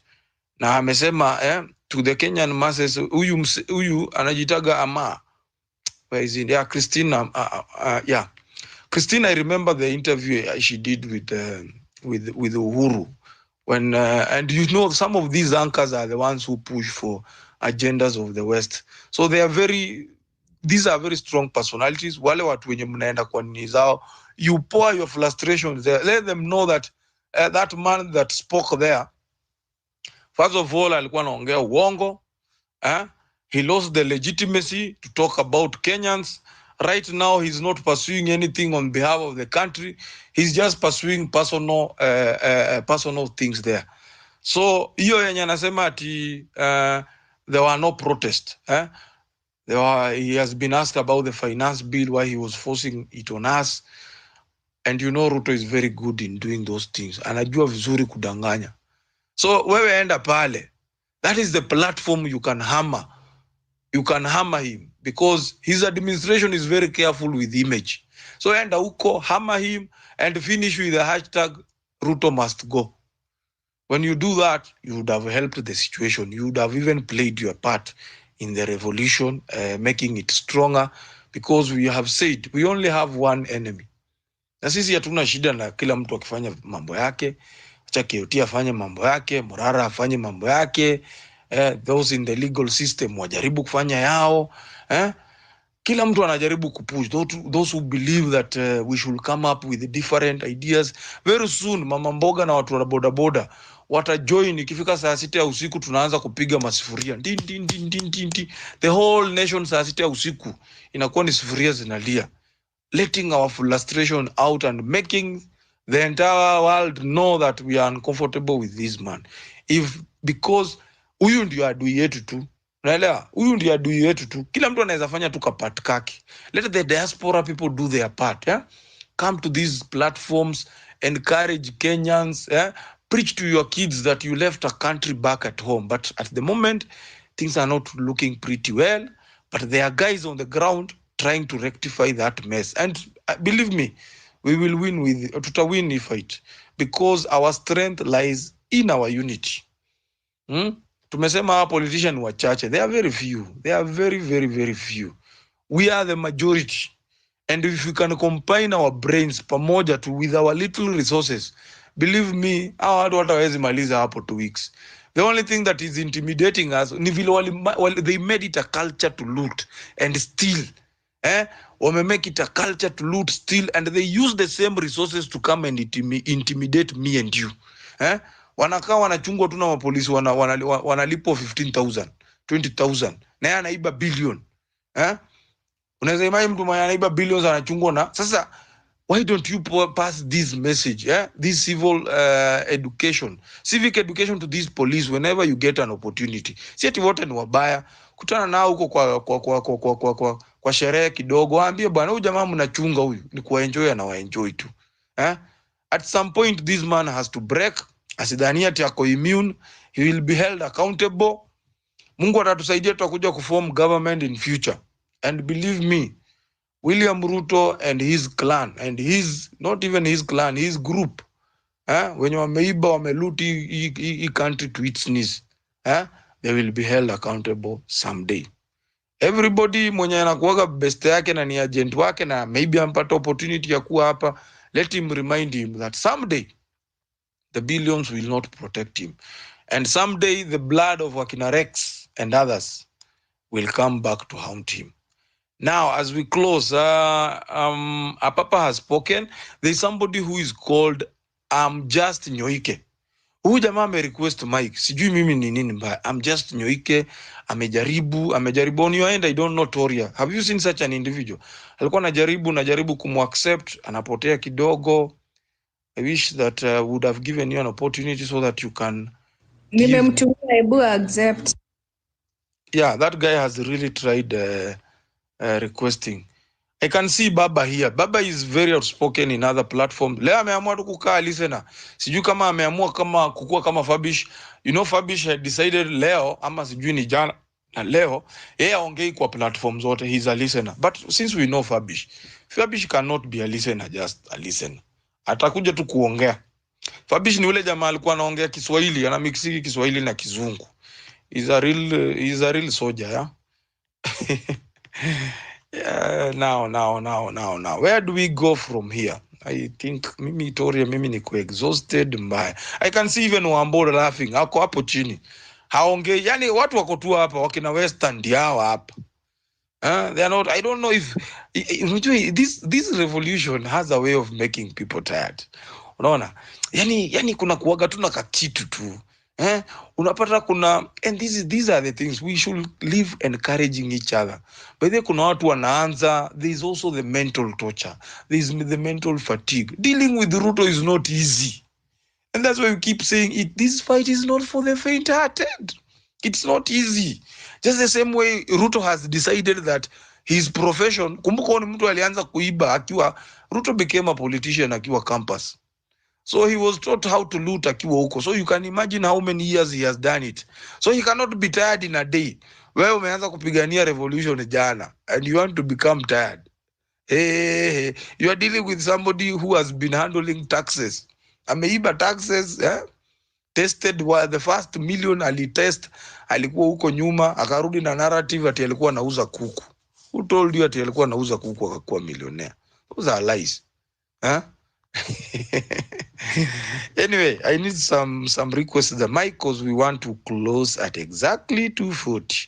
Just Nyoike, your approval is here. I don't know. I'm trying to accept. It's not coming through. Toria, tuambie huyu mtu hawa watu wa request side yako so that At times accepting these things zinakuwaga shida. Toria? Yes. Aki, I'm also exhausted, like you saying. I'm just Nyoike. Just drop and join again. I'll send you the mic direct. Okay, let me give token. I can see token hands is up. Go, please. Yes. Good evening, everybody. I go by Captain Haiti. As you know, Ruto have unconstitutionally invaded our sovereign territory.